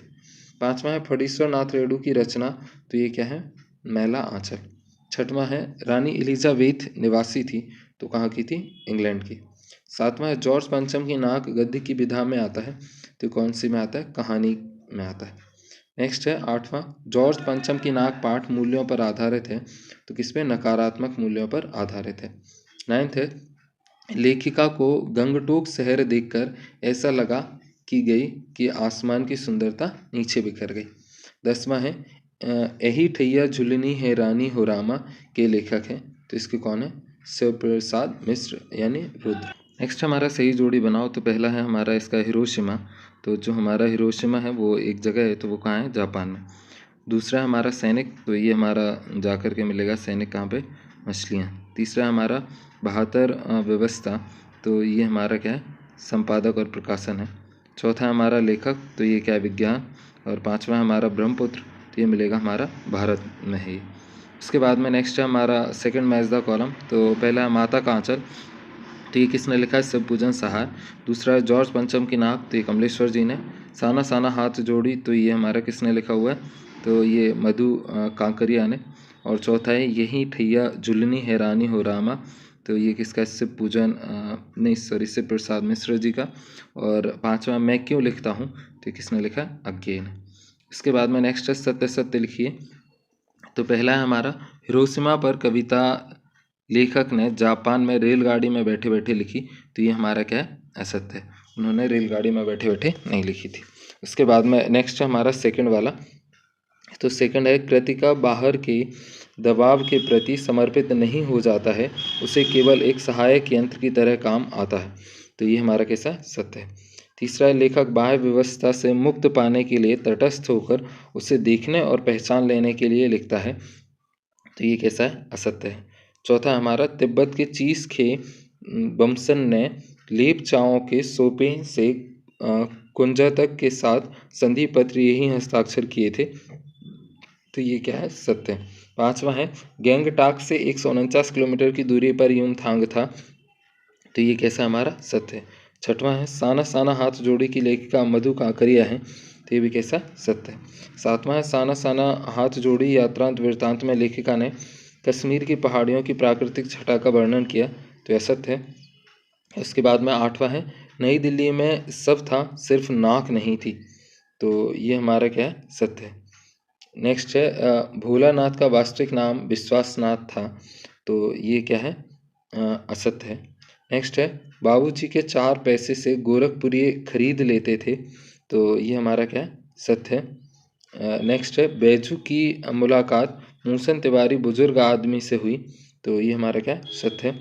12वां है, एक टीले पर जाकर भोलानाथ और उनके साथी सांप के बिल पर पानी उलीचने लगे, तो ये कैसा, सत्य है। फिर 13वां है, सिक्किम में दादू के फुटप्रिंट हैं, तो ये कैसा, असत्य है। उसके बाद में नेक्स्ट है, एक शब्द और एक वाक्य में उत्तर दीजिए। तो पहला है हमारा, किस पदार्थ के कारण हिरोशिमा के अस्पताल में आहत लोग वर्षों से कष्ट पा रहे हैं, तो किसके कारण, रेडियम के कारण। दूसरा है, ख्याति प्राप्त लेखक को लिखने की व्यवस्था किसके आग्रह पर होती है, तो ये किसके, संपादक के। तीसरा है, भारत के पूर्वी सीमा में स्थित नदी कौन सी है, तो कौन सी है, ब्रह्मपुत्र नदी। चौथा है, अणु विस्फोट की घटना लेखक की अनुभूति में प्रत्यक्ष आने पर वह क्या बन गया, तो क्या बन गया, भोक्ता। नेक्स्ट है 5वां, हिमालय की तीसरी सबसे बड़ी चोटी का नाम क्या है, तो क्या है, कंचनजंगा। 6वां है, सिक्किम में दूध देने वाला काला जानवर कौन सा है, तो कौन सा है, याक। 7वां, उस व्यक्ति का नाम जिसने सिक्किम को टूरिस्ट स्पॉट बनाने का विचार आया, तो एक आर्मी ऑफिसर कप्तान थे जिनका नाम क्या था, शेखर दत्ता। 8वां है, ज्योनार की पात के अंत में जमीन पर के लिए जीमने के लिए कौन बैठ जाते थे, तो कौन बैठ जाते थे, बापूजी बैठ जाते थे। लास्ट है हमारा 9th, जापान के हिरोशिमा में कौन सा बम गिराया गया था, तो कौन सा बम गिराया गया था, अणु बम। उसके बाद में नेक्स्ट है हमारा काव्यबोध। तो काव्यबोध में पहला है हमारा, सही विकल्प चुन करके लिखिए। चारू चंद की चंचल किरणें खिल रही जल थल में कौन सा अलंकार है, तो इसमें हमारा कौन सा अलंकार है, अनुप्रास। दूसरा है, फूले कांस सकल मही छाई जनु बरसा कृत प्रकट बुढ़ाई में कौन सा अलंकार है, तो इसमें हमारा कौन सा अलंकार है, तो इसका है हमारा उत्प्रेक्षा। तीसरा है हमारा, काव्य की शोभा बढ़ाने वाले तत्व धर्म कहलाते हैं, तो ये क्या कहलाते हैं, अलंकार।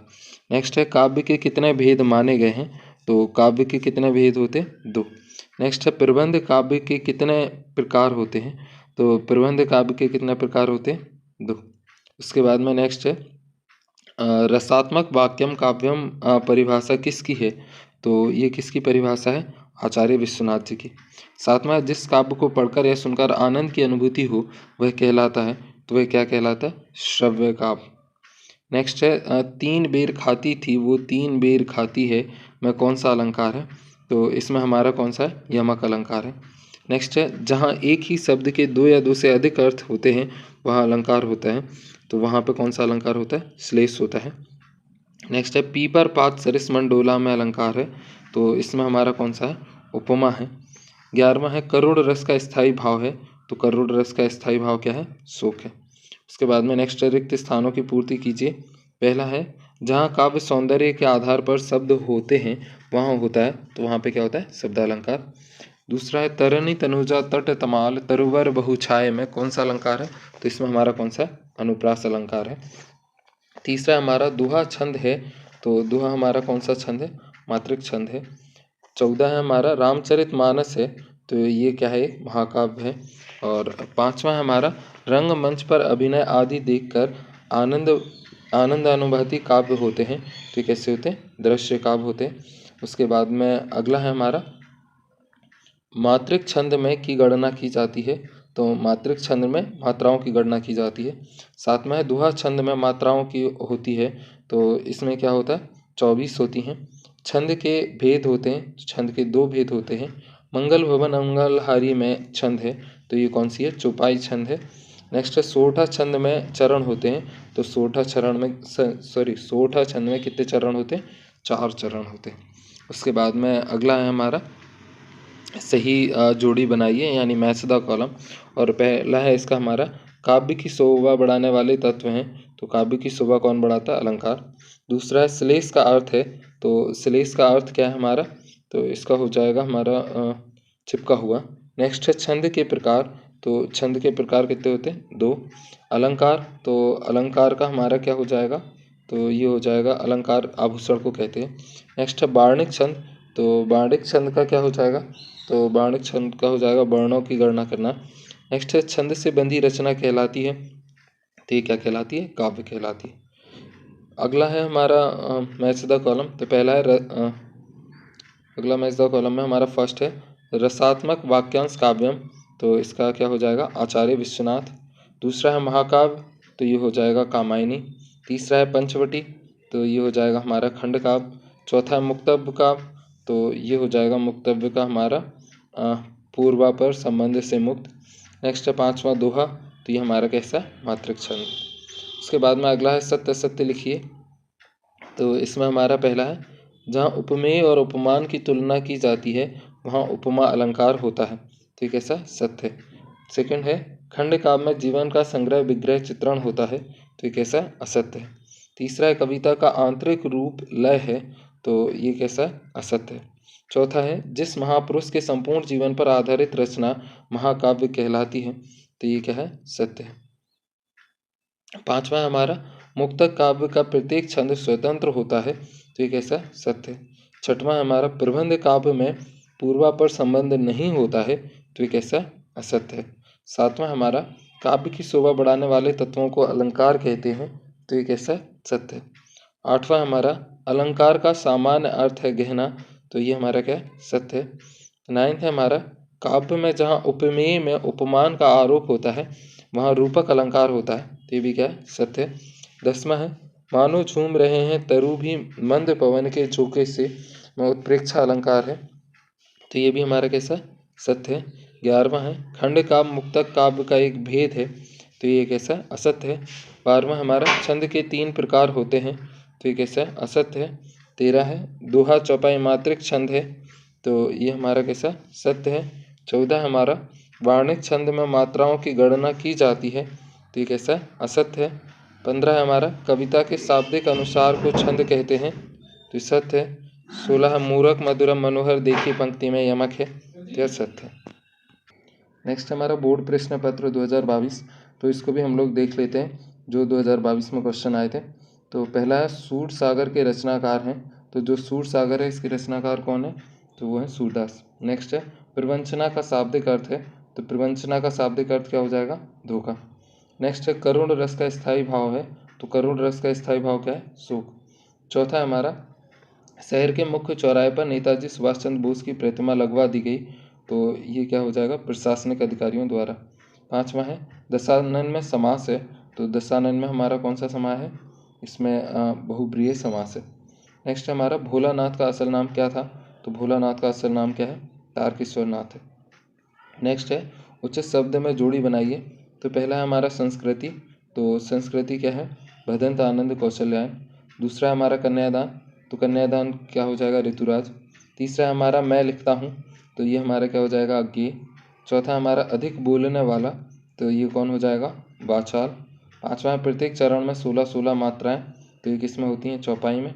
और छठवां है नाच न जाने आंगन टेढ़ा, तो ये क्या है, लोकोक्ति है। उसके बाद में सत्य सत्य लिखिए। तो पहला हमारा सूरदास वल्लभाचार्य जी के शिष्य थे, तो सत्य है। दूसरा है मूरत मधुर मनोहर देखी पंक्ति में यमक अलंकार है, तो यह सत्य है। तीसरा है भगवान शाक्य मुनि अपना धर्मोपदेश प्राकृतिक भाषा में देते हैं, तो ये सत्य है।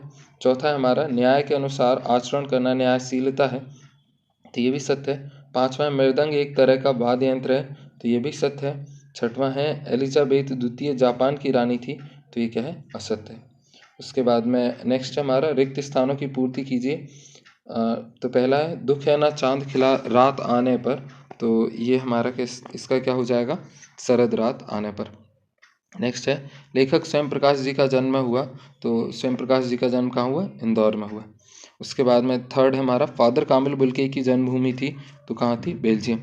चौथा है लेखिका मनु भंडारी का जन्म गांव में हुआ, तो कौन से, भानपुरा गांव में। पांचवा 16 छतों वाला घर रचना की है, तो किसकी है, कमलेश्वर जी की। छठवां है समास प्रकार के होते हैं, तो समास कितने प्रकार के होते हैं, 6। सातवां है सोठा छंद में चरण होते हैं, तो कितने होते हैं, 4। उसके बाद में एक वाक्य में उत्तर दीजिए। तो पहला है हमारा भगवान शंकर के धनुष किसने तोड़ा था? तो भगवान राम ने। दूसरा, कवि के अनुसार किस ऋतु की आभा अट नहीं रही है? तो किसकी? बसंत ऋतु की। तीसरा है, उपमा अलंकार के कितने अंग होते हैं? तो कितने होते हैं? 4। चौथा है, खूब लड़ी मर्दानी वह तो झांसी वाली रानी थी, मैं कौन सा रस है? तो वीर रस है। पांचवा है, जो शब्द सबसे कम समझ में आते हैं और जिनका उपयोग होता है सबसे अधिक, उन्हें क्या कहा जाता है? तो उन्हें निपात कहा जाता है। छठवां है, जापान के हिरोशिमा में कौन सा बम गिराया गया था? तो अणु बम। और सातवां और आखिरी है, अब चला आए किस प्रकार का वाक्य है? तो ये भाववाच्य है। तो ये हमारा 2022 का क्वेश्चन पेपर था। आपको 2022 से पुराने क्वेश्चन पेपर नहीं देखना है क्योंकि तब सिलेबस दूसरा था, बस 2022 तक ही देखना है। तो आपको हमारे यूट्यूब चैनल को सब्सक्राइब करना है, वीडियो को लाइक करना है, ज़्यादा से ज़्यादा कमेंट करना है ताकि और भी आपको ऐसी वीडियो मिलती रहे, ठीक है। और एक बार आप ये 10th परीक्षा बोर्ड 2023 का ये ज़रूर देख लेना। वेबसाइट पे जब भी आप जाओगे तो थोड़ा सा ऐसा करना कि हमारी उस पर रेवेन्यू बढ़े, ठीक है, जिससे कि हम आपको और भी अच्छी अच्छी वीडियो दे पाएँ। मिलते हैं अगली वीडियो में, तब तक के लिए thank you, bye, take care.